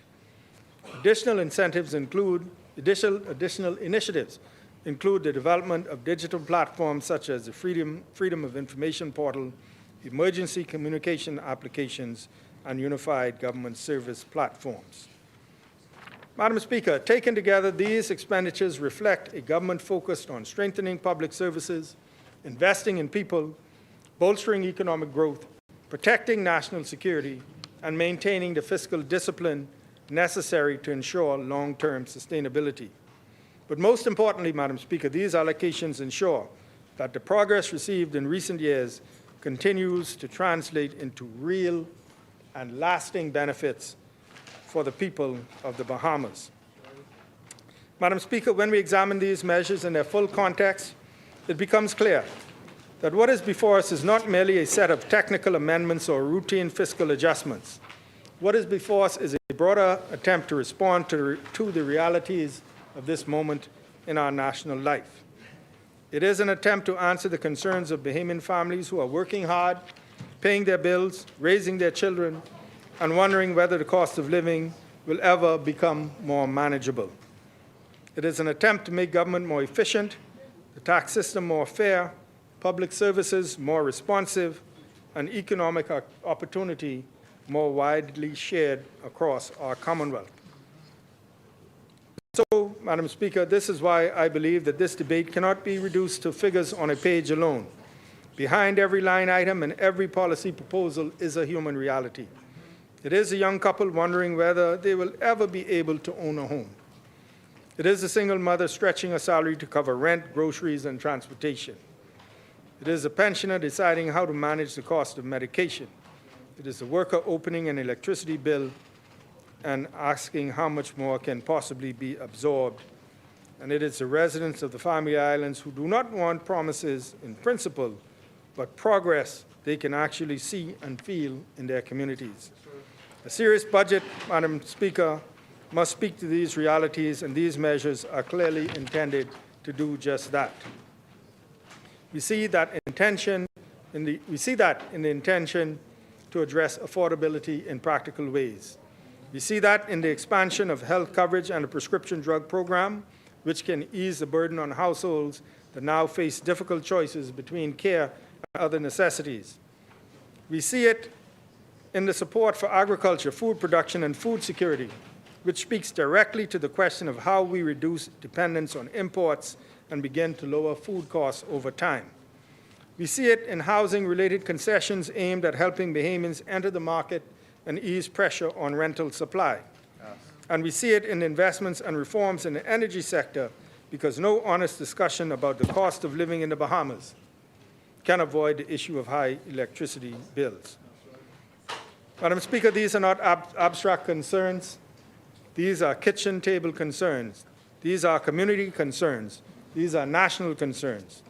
We also see in these measures an understanding that national progress must be broader than New Providence and more durable than a single good year. For too long, too many Bahamians and islands beyond the capital have felt that development comes slowly, unevenly, or not at all. So when we speak about healthcare access, agricultural investment, infrastructure development, and energy reform, we must also speak about inclusion. We must speak about whether the benefits of growth are being felt in Grand Bahama, in Eleuthera, in Exuma, in Abaco, in Andros, in Cat Island, and throughout the Acklands, and throughout the Family Islands. Because growth that is concentrated too narrowly is not enough. Opportunity that reaches only some communities is not enough. Progress that sounds good in Nassau but is not tangible elsewhere is not enough. Yes, sir. Madam Speaker, another important strength of our approach is that it recognizes the vulnerability of a small island economy in an uncertain world. We know that tourism is indispensable to our prosperity, but we also know that no prudent government can behave as though external shocks are a distant possibility.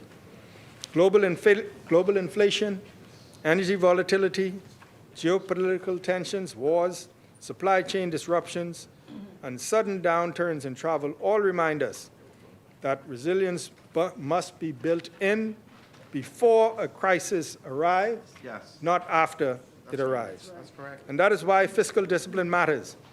That is why budget surpluses matter. And that is why reducing debt, That's right. improving revenue administration, and diversifying into agriculture, infrastructure, and energy matter. Those are the choices that give a nation room to respond, room to protect its people, and room to keep moving even when conditions abroad become difficult. Madam Speaker, the question before us is not whether every challenge has already been solved. Clearly, it has not. The question is whether these budget measures move us in the right direction toward greater fairness, greater affordability, stronger institutions, and wider opportunity for the Bahamian people. Madam Speaker, I believe that they do. They point to a government that is trying to balance discipline with compassion, reform with stability, and immediate relief with long-term national planning. Our responsibility now is to ensure that these commitments do not remain words in a document, but become results in the lives of our people. Let them be seen in lower burdens on families. Let them be seen in better access to care. Let them be seen in stronger communities on every island. And let them be seen in a more resilient economy and a more confident nation. And if we are serious in implementation, careful in our stewardship, and steadfast in purpose, then this budget can do more than manage the present moment. It can help lay the foundation for a stronger, fairer, and more secure Bahamas for years to come. Madam Speaker, I so move.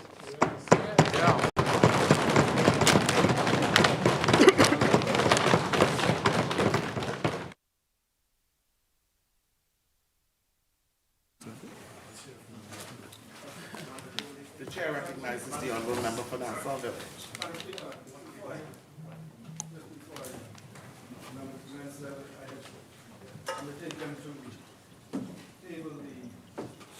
Agreements for the Eleuthera and Exuma and Cat Island road projects, which I will sign and take. Or did the document be brought? It was-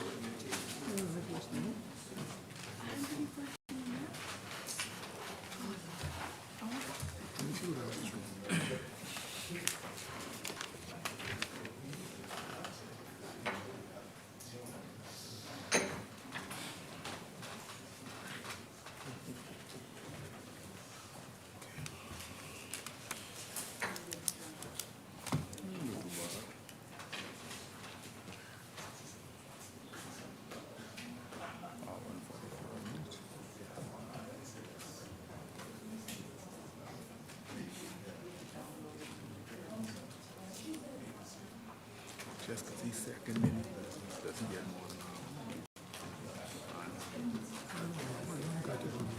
yeah, I just think sure.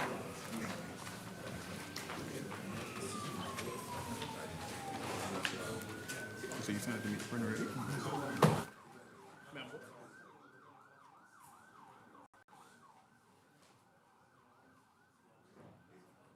Are the documents still at the table? Thank you. The chair recognizes the honorable member for Long. Thank you, Madam Speaker. Madam Speaker, I did not want to interrupt the member for St. Barnabas while he was on his feet. And I'd just like to, through you, ask whether the member for St. Barnabas can confirm that the policy of the government that he referred to relating to permanent residency being granted at a cost of $50 is in fact just an administrative policy, and that a part of the budget, the compendium of bills that we are debating for the budget debate includes new statutory powers for the minister responsible for immigration that did not previously exist. The chair recognizes the honorable member for St. Barnabas. What do you want? No, I think the minister will respond when he speaks, but yeah. Madam Speaker, yes, seeing that the minister did address it in his contribution, I'd just like the record to reflect that he chose not to respond to the question asked of him. Thank you.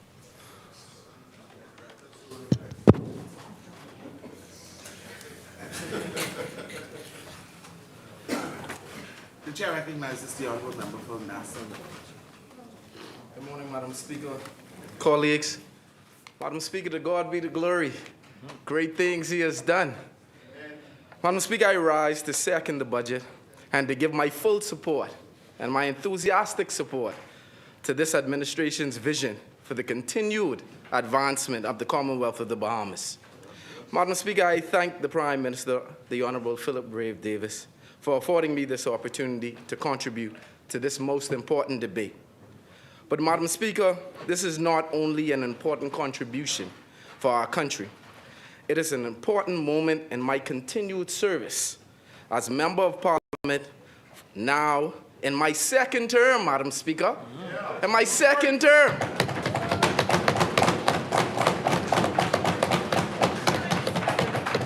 Madam Speaker, just 4 years, 8 months, 3 days ago, we were here, and members of the side opposite said that it would not happen again, Madam Speaker. They professed that this was only a fluke, that it could not be done.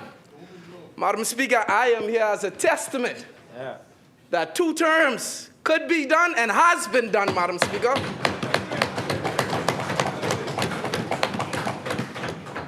We can't just brush over what transpired, you know?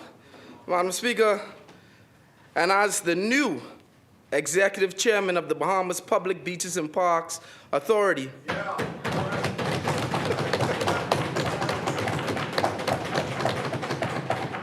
I am honored to stand once again in this place on behalf of the people that I serve and the institution that I now lead.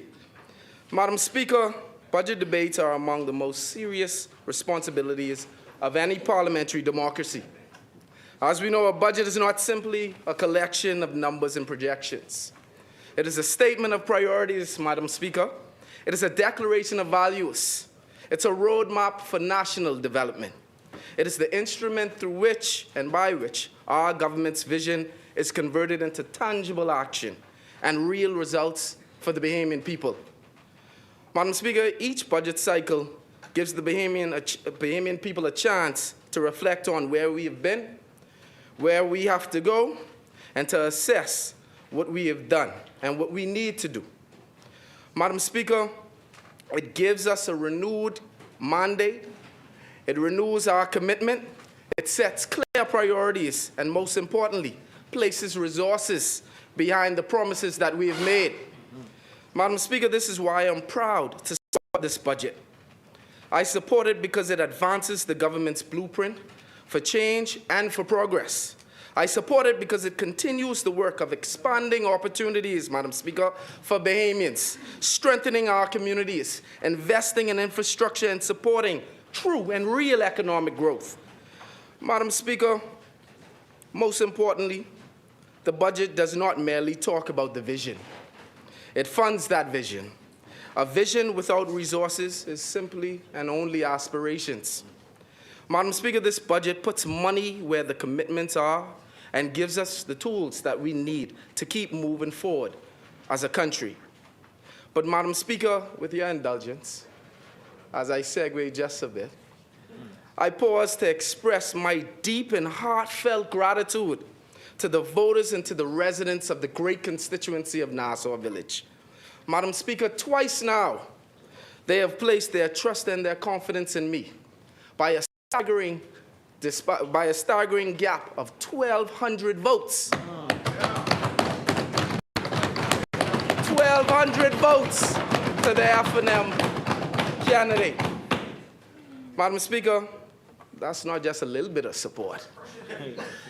That's a crushing blow in defeat. Madam Speaker,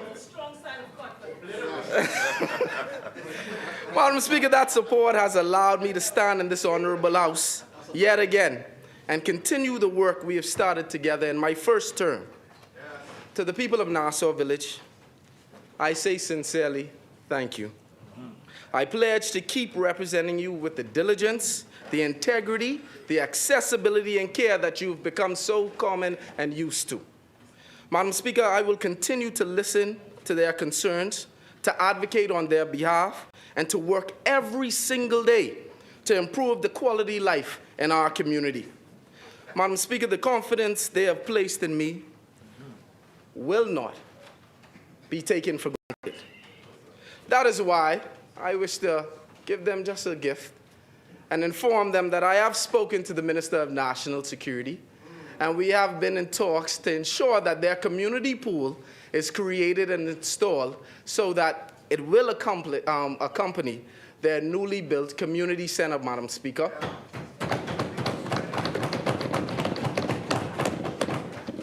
Secondly, Madam Speaker, for my dear constituents, because as we know, tinks, and more tinks.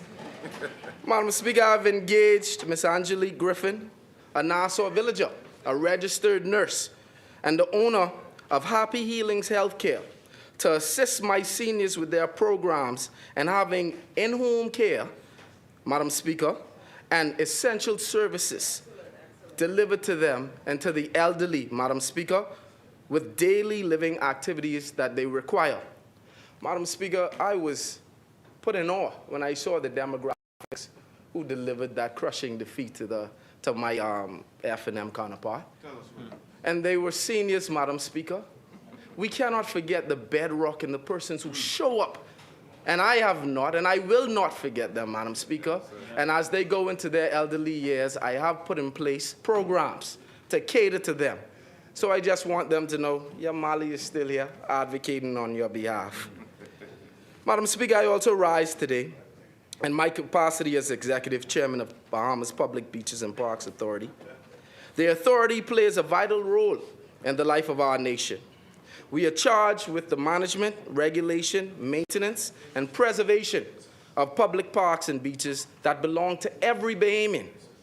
These are the spaces, Madam Speaker, where families gather, where children play, where communities celebrate, where visitors experience the beauty of our Bahama Islands, and where our national identity is often expressed and shared. Madam Speaker, our work is not just about cutting grass and fixing benches. It's about creating safe, welcoming, accessible, and attractive public spaces that bring people together and lift the spirit of our communities. Madam Speaker, when our parks and beaches are well managed, the whole country benefits. Public safety is strengthened, community is developed, and tourism is enhanced, Madam Speaker.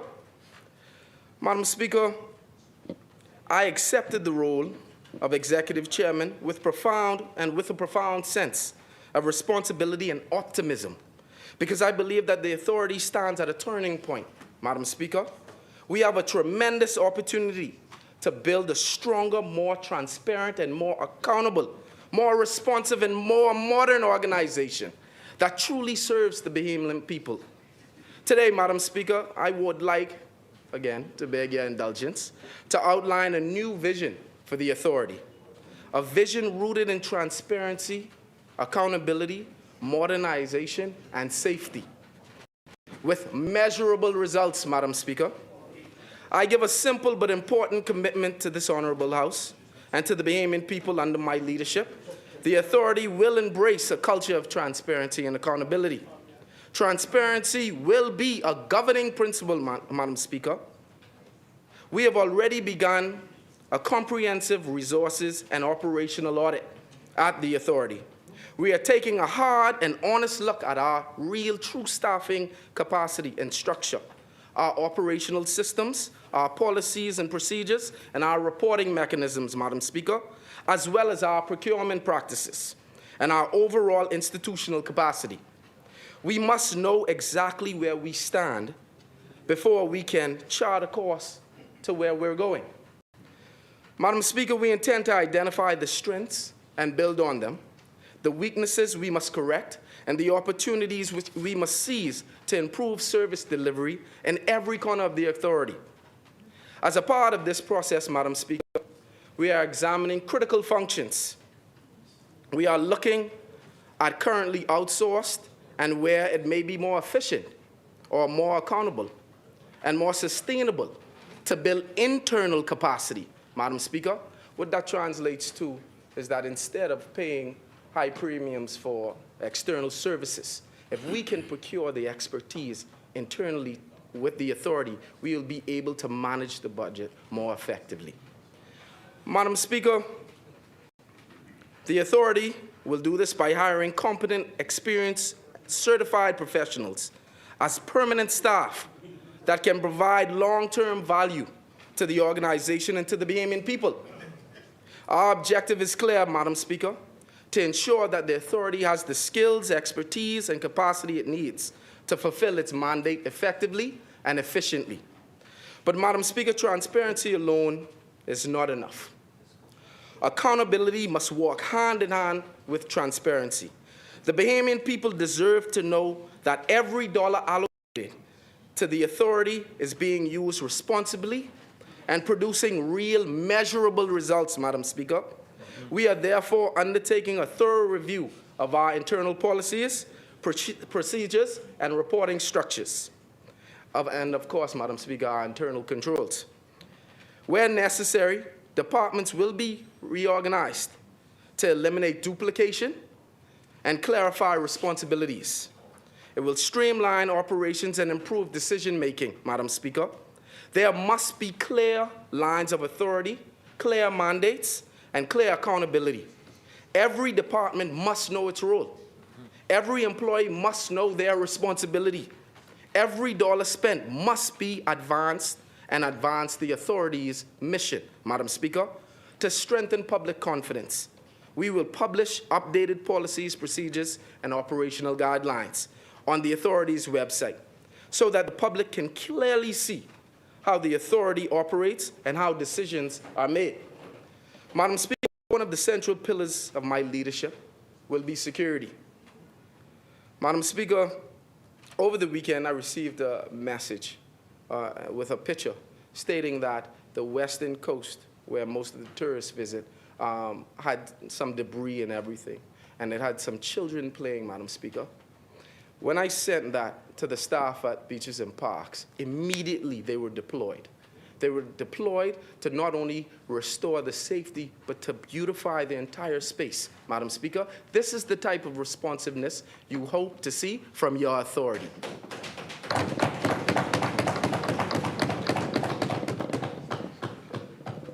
Madam Speaker, a public beach is only truly public if families feel safe using it. A public beach only fulfills its purpose when children can play, when seniors can exercise, and communities can gather in an environment that is secure, welcoming, and well-maintained. Madam Speaker, this is why we have already begun reviewing security requirements at public parks and beaches throughout New Providence. And, I have some wishful thinking. Ultimately, we hope to expand throughout the entire Commonwealth of the Bahamas. Madam Speaker, Madam Speaker, this review will lead, Madam Speaker, this review will lead us to the deployment of additional security personnel at strategic locations in the persons of park wardens, Madam Speaker. Madam Speaker, park wardens will be deployed. These men and women on the ground will provide oversight, Madam Speaker, engage with the public, monitor compliance, and support visitors. Madam Speaker, I am of the belief that most vandalism happens because there is no oversight at the asset itself. So with these deployments, not only will it create new jobs, but it should reduce the need for continuous restoration efforts. Madam Speaker, it's all synchronized. We're harmonizing, and we're moving forward. At the same time, Madam Speaker, we will lean into technology. We intend to significantly expand the use of surveillance cameras at public parks and beaches that will also be tied in to the national security CCTV. Madam Speaker, these measures will strengthen public safety, support law enforcement efforts, and deter misconduct, and help ensure that Bahamians feel secure when they enjoy our shared spaces. Madam Speaker, at our beaches, we are reviewing the deployment of additional lifeguards. The safety of beachgoers is a top priority, Madam Speaker. When you have millions of tourists visiting our shores, we want to ensure that we minimize liability, but not only for tourists, but for everyday Bahamians and every single patron, Madam Speaker. So we will increase our gamut of lifeguards. Madam Speaker, when families step onto our beaches, they should have the confidence that trained personnel are present to respond in any emergency and to help prevent avoidable tragedies. Madam Speaker, our aim is simple.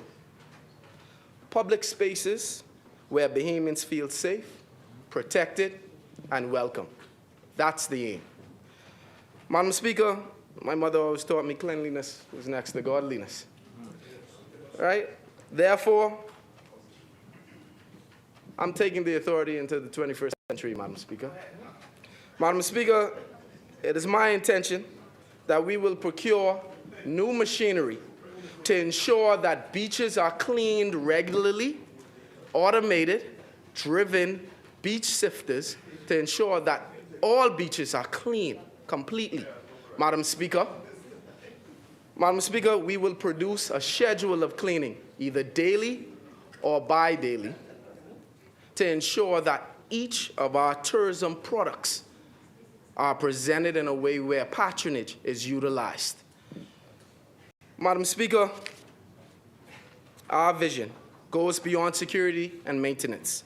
We want to restore a powerful sense of community to our public spaces. Our parks and beaches should be the living rooms and backyards of the nation, Madam Speaker. That's my belief. Places where communities gather, families reconnect, and civic pride is strengthened. We want Bahamians to feel that these spaces are truly theirs, Madam Speaker, to feel welcomed when they enter a park, to feel safe when they visit a beach, and to see the spaces as symbols of national pride and community spirit. Madam Speaker, to build that trust, communication is key. The authority will significantly expand its public engagement and improve on how we share information. Bahamians can expect more frequent public notices about operating hours, maintenance schedules, safety advisories, and special events, beach conditions, and the presence of security personnel and lifeguards, Madam Speaker. When people have timely and accurate information, they can better enjoy the spaces that belong to them. Madam Speaker, we will also deepen our direct communication with contractors, vendors, permit holders, community group, and stakeholders across the country. Madam Speaker, the days of uncertainty and limited communication has come to an end. Our objective is an authority that is open, accessible, responsive, and truly engaged with the public. Madam Speaker, government services must evolve with the expectation of modern society. The authority will undertake a comprehensive modernization of its digital infrastructure and public-facing services. Madam Speaker, our website will completely be redesigned to be more user-friendly, efficient, and technology-driven. Bahamians, Madam Speaker, will no longer have to physically present themselves to submit an application. Madam Speaker, all permit applications will now be moved online. Madam Speaker, payments for applications as well, all payments. You had to physically come into the authority and pay over the counter. Madam Speaker, under my tenure, we will move these services online as well, providing comfort and convenience to the Bahamian people. Madam Speaker, government must meet people where they are. And increasingly, Madam Speaker, that is on their phones and on their electronic devices. Madam Speaker, we will also launch a dedicated online complaints and service request portal. Madam Speaker, when we talk about persons coming to social media, whenever there's a broken bench or a broken swing, the first response is, I must go to social media, put it on blast to get a response. Madam Speaker, with this new platform, they can simply open their device, scan the QR code, and log the response. Madam Speaker,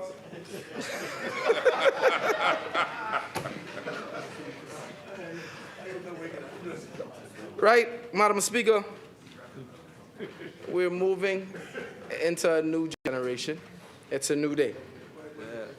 Whether the concerns be sanitation, Madam Speaker, maintenance, safety, security, permits, vandalism, or any other operational matter, Madam Speaker, citizens will be able to communicate directly with the authority and receive timely responses. The Bahamian people deserve a clear, direct line to the authority that serves them, Madam Speaker. And in that same spirit of modernization, I am pleased to announce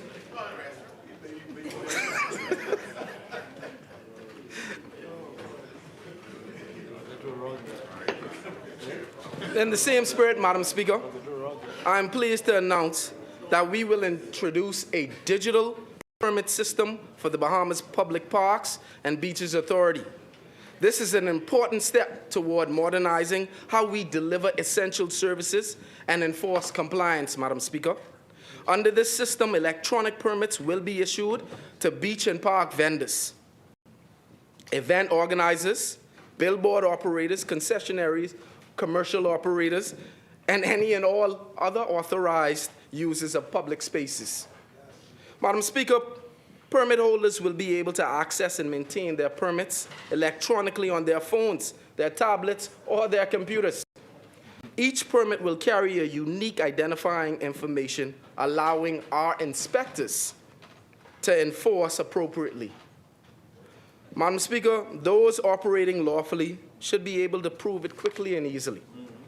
Madam Speaker, this digital system will reduce administrative burden, improve customer service, and speed up permit processing while strengthening compliance and offer greater convenience to the general public.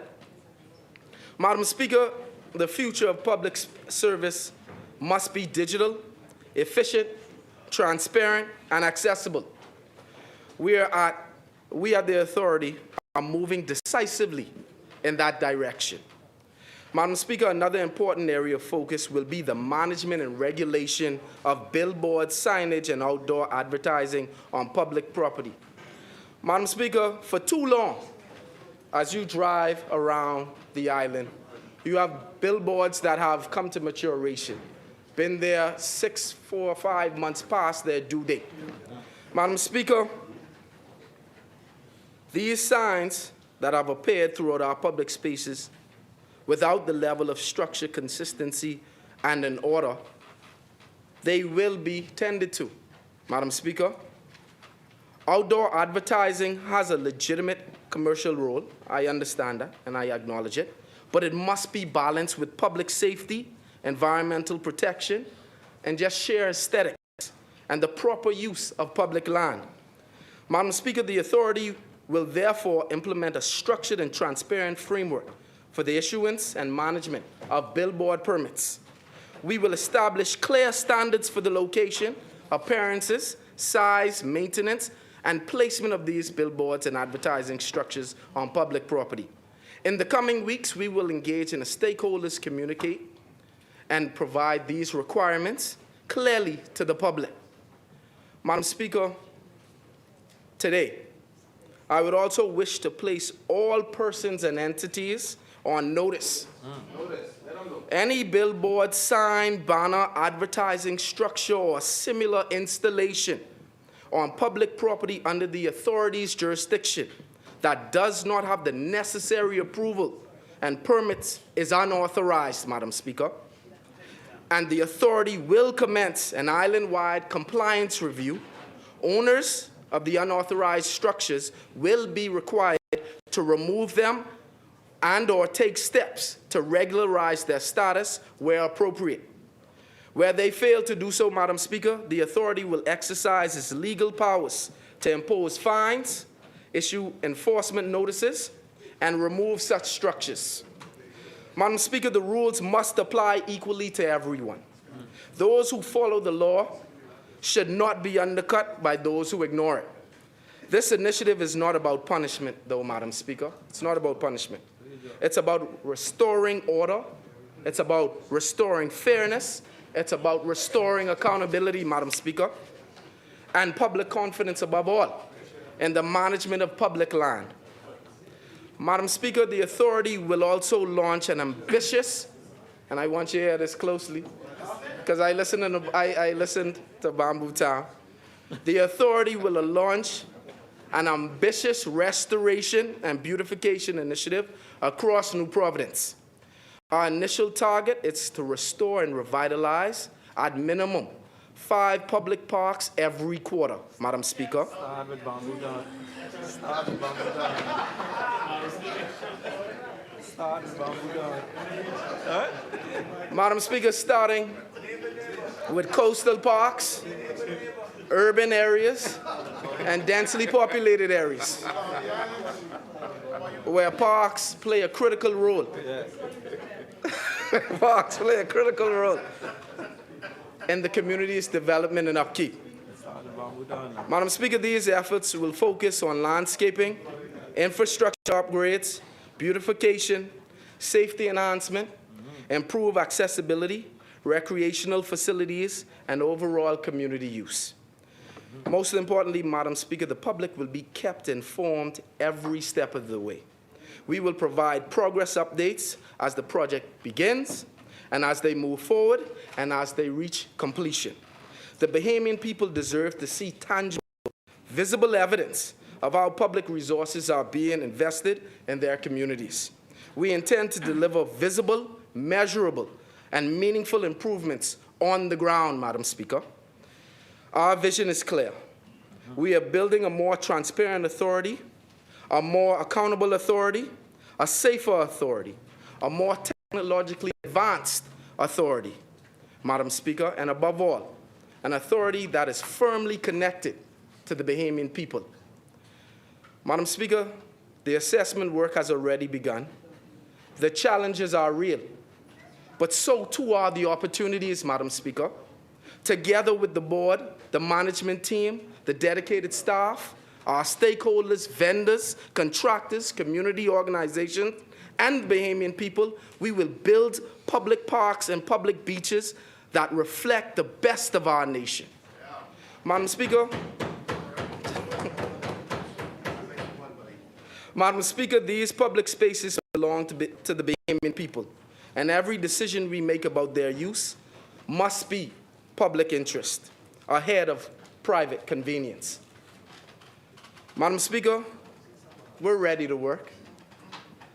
Madam Speaker, we're determined to deliver results. And we are committed to building parks and beaches that are safer and cleaner and more beautiful, not just for today, Madam Speaker, but for generations to come. Madam Speaker, may God bless the constituency of Nassau Village and the entire Commonwealth of the Bahamas Nassau Village seconds this budgetary debate.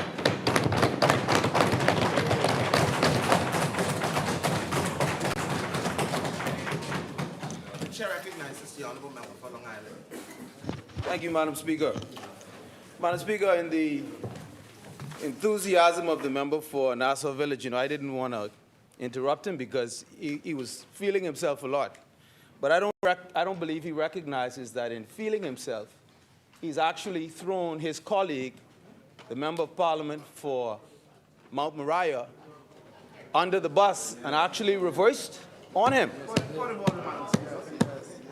The point of what I make, Madam Speaker, is that here we are debating a significant borrowing of public funds. The member himself just acknowledged that it is important that beaches and parks be more transparent, as if to acknowledge a lack of transparency under the former administration. Allow me to. Beaches and parks, Madam Speaker, spent $141 million worth of taxpayer dollars in less than 5 years. And this member just said that it is now a new day. Yes. Although we were told it would be a new day in 2021. We were told that this would be progress. But he says, and I quote, he is going to be taking the authority into the 21st century. As if to say, under the member for Mount Moriah, his prior, who held this office previously, was not or did not take the authority into the 21st century after having spent $141 million of taxpayer dollars. So, all I say, Madam Speaker,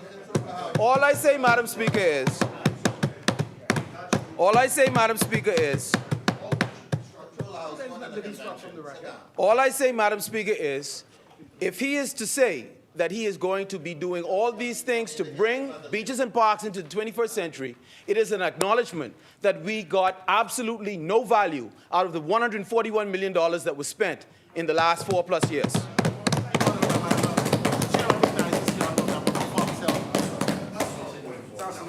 This is just contradicting my debate. And so it should be struck. Why should it be struck from the record? As Fred said, The chair recognizes the honorable member for Nassau Village. Madam Speaker, again, this is not a point of order. And any interpretation that the newly elected member takes from it, that's on him. You get what I'm saying? To understand, everything starts off at a particular level and it's increased. Right? To try and attempt to salvage the environment by putting his spin is completely disheartening, Madam Speaker. And it should be stricken. It should be stricken from the record, Madam Speaker. Madam Speaker, respectfully, either what I said about $141 million spent by his predecessor is true or it is not true. I did not choose his words for him. He said that he is going to be evolving or bringing the Beaches and Parks Authority into the 21st century. Those are not my words. I would like to think that $141 million worth of taxpayer dollars would have done that for us last term. That's all. What I gather that the member was saying that under his leadership that he is evolving. And everywhere you go, you want to evolve when somebody new takes office. And so I didn't gather that he was throwing him under the bus. I just gathered that he was talking about what his platform would be as the newly elected member who is now sitting in that position. And you don't want somebody to come and be stagnant in any position that they hold. You want them to elevate it and then fit forward. So I gather that that is what he was saying. He was evolving. He's taking it to another level, and I like that. I like that. I love it. As a matter of fact, I have my 5 locations on speed. I didn't get that from he's giving me grace. So that's all I get from him. Don't slow him down. Let him evolve. Get them 5 straight. Okay? All right. So we ain't here to throw no blues. We just here to evolve. Yes. Thank you, Honorable Member for Nassau Village. Now let me go. That was so good, I don't even want to move it. It's been moved and seconded that the following bill be read a second time and committed.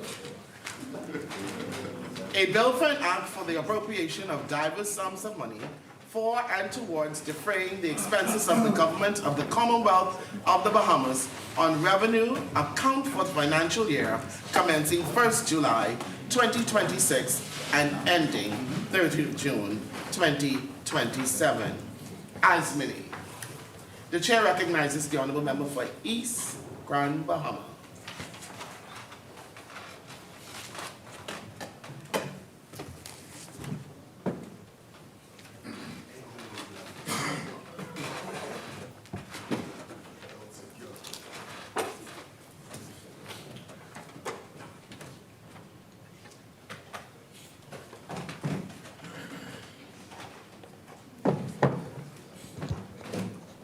Thank you very much, Madam Speaker.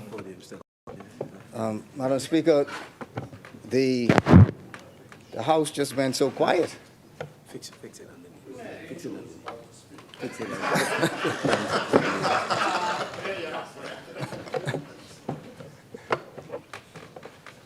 But, Madam Speaker, I rise in this honorable place for the second consecutive term, the third non-consecutive term, and also I believe it may be the 20th or so budget contribution that I've made between this place and the Senate. And so, Madam Speaker, it is a humbling privilege to be able to rise in this place once again.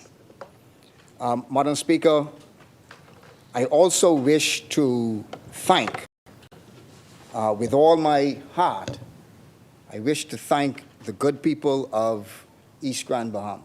I sincerely want to thank them, Madam Speaker, for their confidence in me once again in being re-elected here in this honorable place, and re-elected with a larger margin than I first was elected in 2021.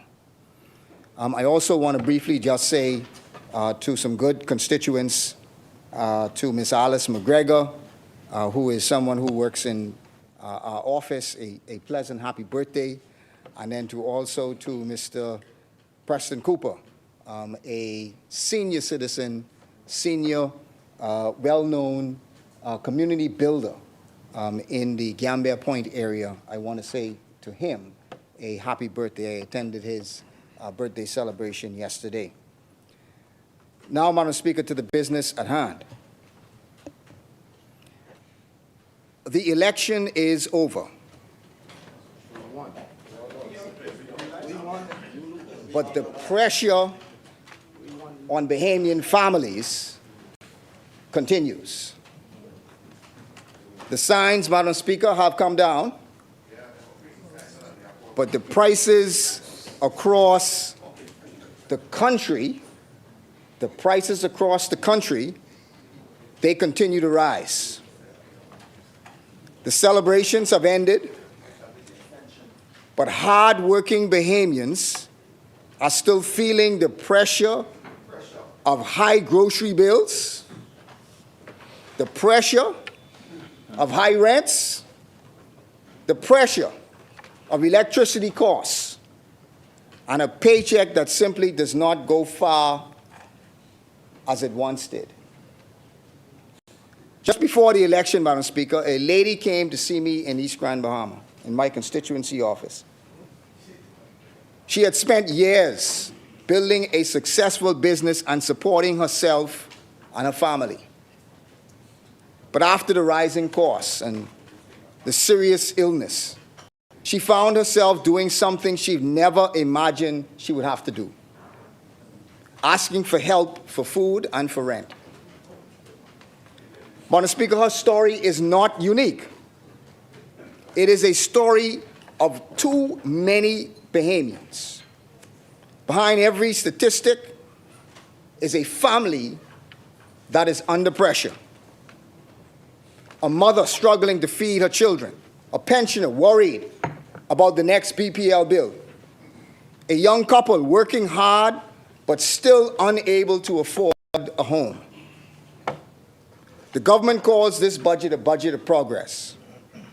But for far too many Bahamians, life is defined by one word: pressure. Pressure with grocery bills. Pressure with increasing rents. Pressure with electricity bills, forcing families to choose between keeping lights on and essential needs. Pressure for mortgage payments. Pressure from insurance costs and school expenses. And a paycheck that simply does not go as far as it once did. And until ordinary Bahamians feel less pressure on their wallets and less pressure in their daily lives, no amount of government talk about progress will change the reality that is facing Bahamians every single day. Madam Speaker, for the sake of complete transparency and openness, the individual who is in U.S. custody after a plane crash and at the center of recent controversy is related to my wife's family. I nor my wife, nor anyone on my behalf has had business dealings, no financial relationship with him, received no campaign contributions, and have had no involvement in any company owned by, connected to, or associated with him. I make this disclosure voluntarily because I believe the Bahamian people deserve transparency from all of those who hold public office. The principles of accountability and good governance should apply equally to everyone. Madam Speaker, it is my considered view that the Minister of Finance is not an ordinary minister. He holds a role as guardian of the nation's finances. The Minister of Finance tells this House that this government is committed to accountability, transparency, and good governance. Yet today, the country is confronted with serious questions surrounding his past involvement with a company that has become the subject of national concern. Every minister is responsible to this Parliament. The government's own manual of cabinet and ministry procedure, which was implemented by a free national movement government, states, and I quote, "The most elementary qualification demanded of a minister is honesty and incorruptibility. And importantly, the minister must not only possess those qualities, but, and I quote, must appear to possess it." That is the standard public confidence. The same manual warns ministers to ensure that government is not brought into embarrassment and requires careful attention to actual and apparent conflict of interest. The issue before us today is not whether a person once held a title in a company. The issue is whether the Bahamian people were given the complete story when those questions were first asked. The issue is whether full disclosure was made voluntarily or only after facts emerged from other sources. In any Westminster democracy, ministers serve because they maintain the confidence of the public. When the holder of the nation's most important financial office becomes the subject of lingering questions about transparency and disclosure, the issue ceases to be personal, it becomes institutional. Madam Speaker, this matter has become a distraction and a cloud over the government. If the minister cannot provide a complete and convincing explanation that restores public confidence, then he should do the honorable thing and step aside. Madam Speaker, in addition, the PLP government has again found itself in controversy. Was the $200,000 worth of vouchers purchased by taxpayers' money with the name of a political candidate? What was the government voucher program? Was that program ever announced?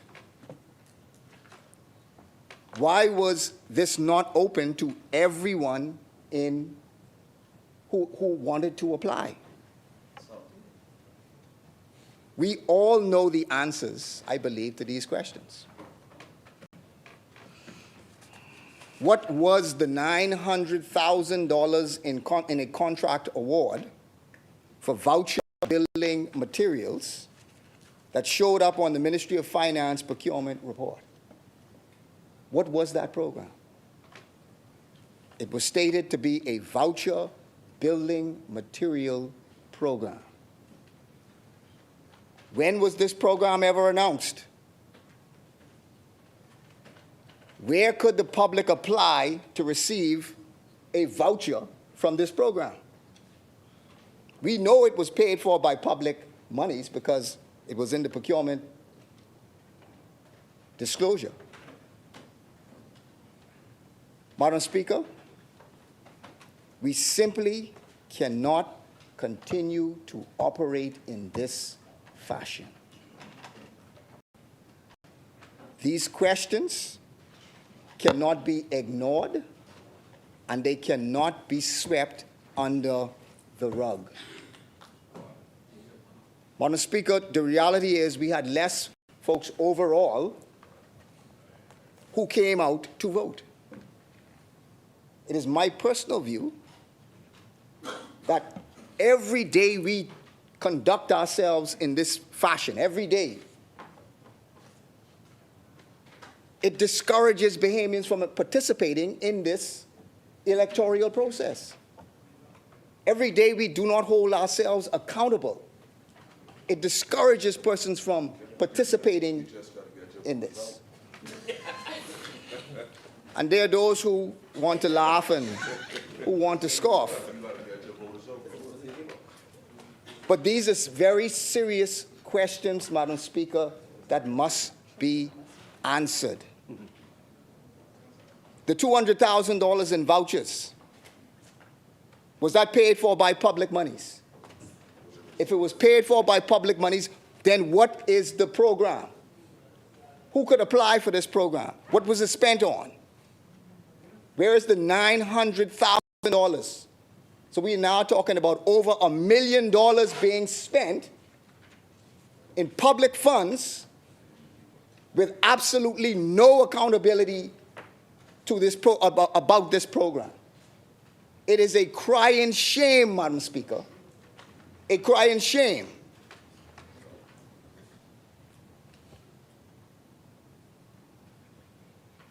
And the government is silent. Totally silent. Totally Go silent. ahead. Speak.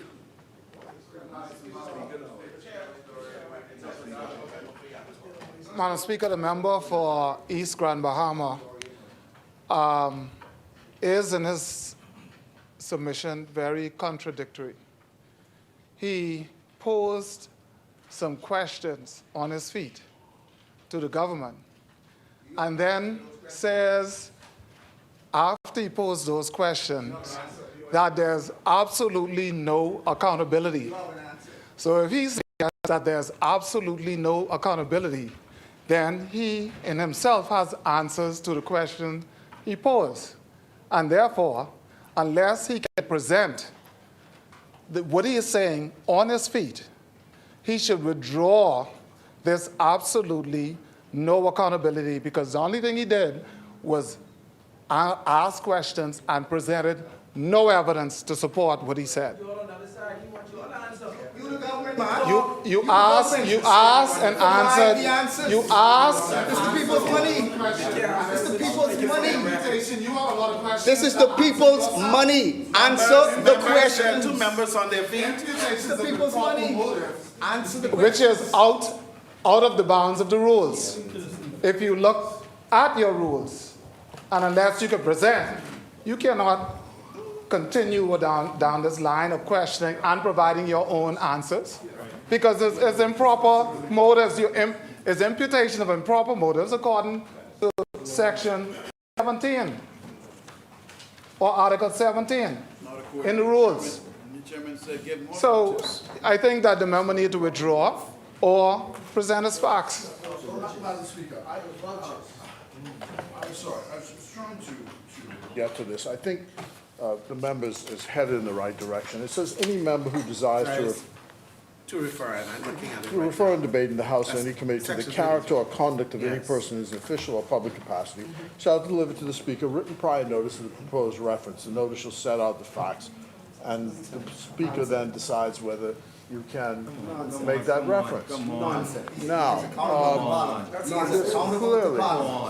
clearly, is accountable clearly, He is accountable to Parliament. refer and debate in the House or any committee to the character or conduct of any person. Was that about character and conduct of the minister?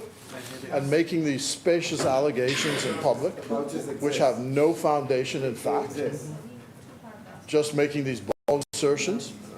And then saying that the minister must resign is clearly in contravention of the rules. If you want to make, I think I was trying to find the rule that says you really need to bring a substantive motion if that's what you want to do, is attack the minister. So on 24, I'm suggesting what all of that stuff that was said before about it should be, all of that should be removed from the record. It's improper if the rule was not followed. And that is correct. Madam, the chair recognizes the honourable member for London. Thank you, Madam Speaker.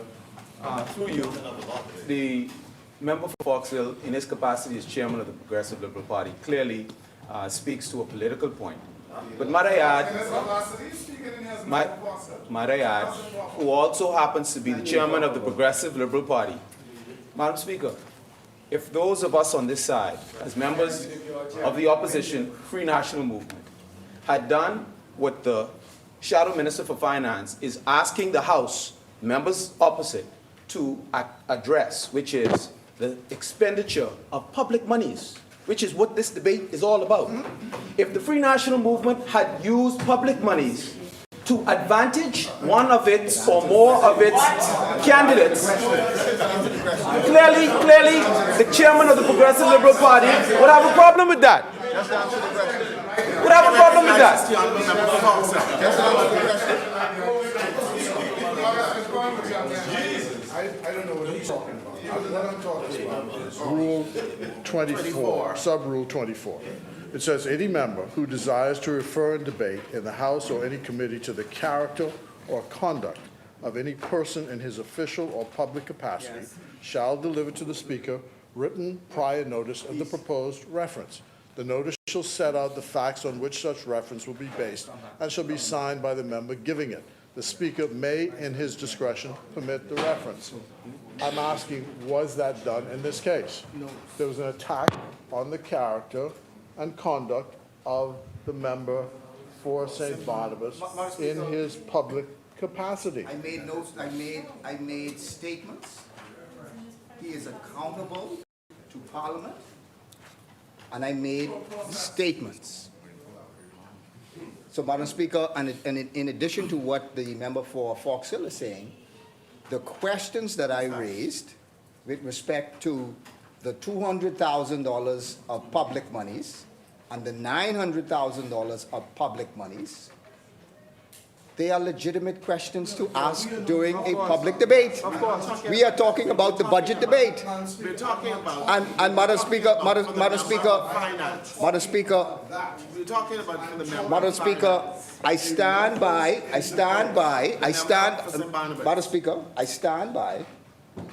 the comments that I made in reference to the Minister of Finance. I stand by those comments, Madam Speaker. Madam Speaker, he is accountable, the member for St. Barnabas, the Minister of Finance, and this is a budget debate. He has presented a budget, and I stand by those comments that I made, Madam Speaker. Honourable member, first of all, I understand what you're saying, but that doesn't have anything to do with him as the member or the Minister for Finance.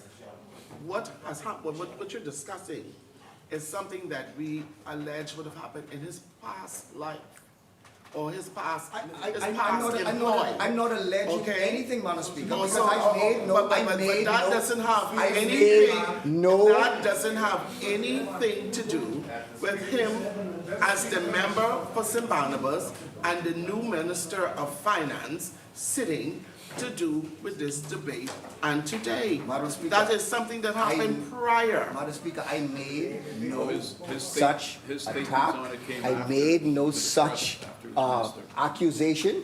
The only statement I made was based upon what the member for St. Barnabas said in the public domain, during a press conference. He made those statements during a press conference in the that was made in the public, Madam Speaker.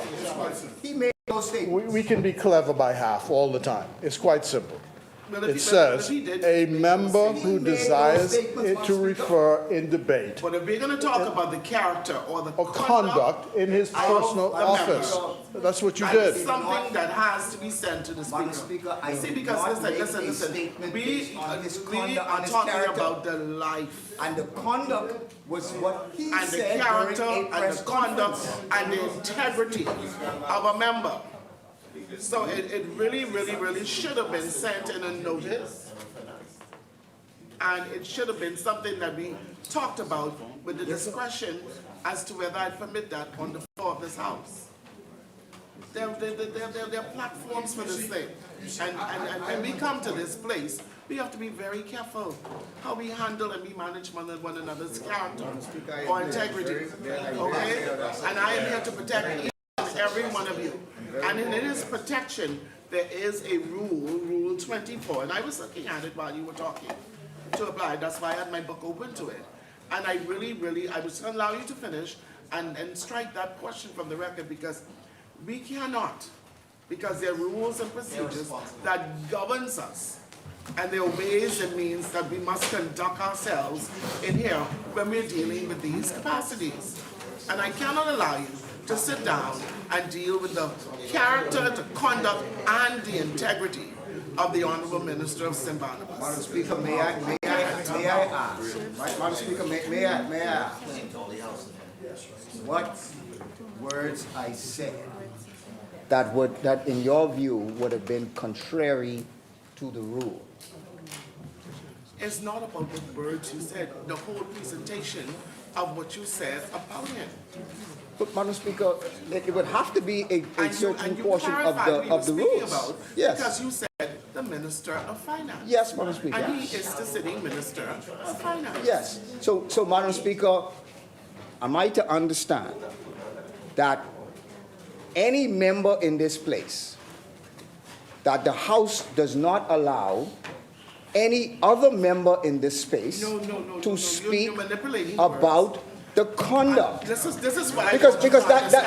that's all I'm doing, Madam This is Speaker. what Madam Speaker wants you to That's understand. all I'm saying, Madam Speaker. Madam Speaker wants you to understand that there is a portion in our rule book under section 33 and item 24 that protects the members that sit in this place, like yourself Understood. and any other member. Understood. And it says, any member who desires to refer in debate, which you're sitting in a debate, in the House or in any committee, to the character or conduct of any person in his official or public capacity, shall deliver to the Speaker written prior notice of the proposed reference. We can't just come in here because we talk about imputation.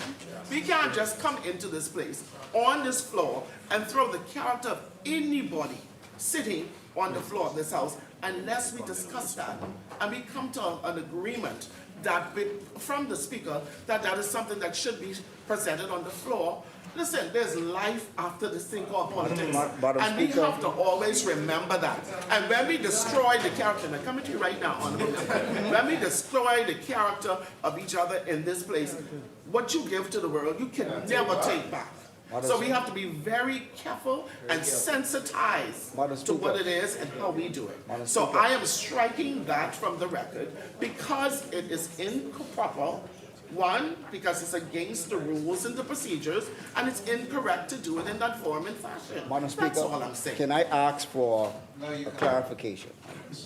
I just gave you clarification. You want me to go again? Can I ask the question? Give me 1 minute. The chair recognizes the honorable member. Speaker, I move now that we break until 3 p.m. Adjourn until 3 p.m. When we come back, we'll come back to that. Okay? It has been moved and seconded.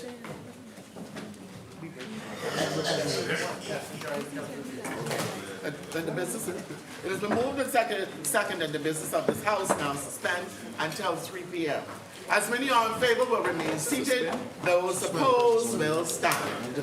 The motion is agreed. The business of this House stands suspended until 3 p.m. All right.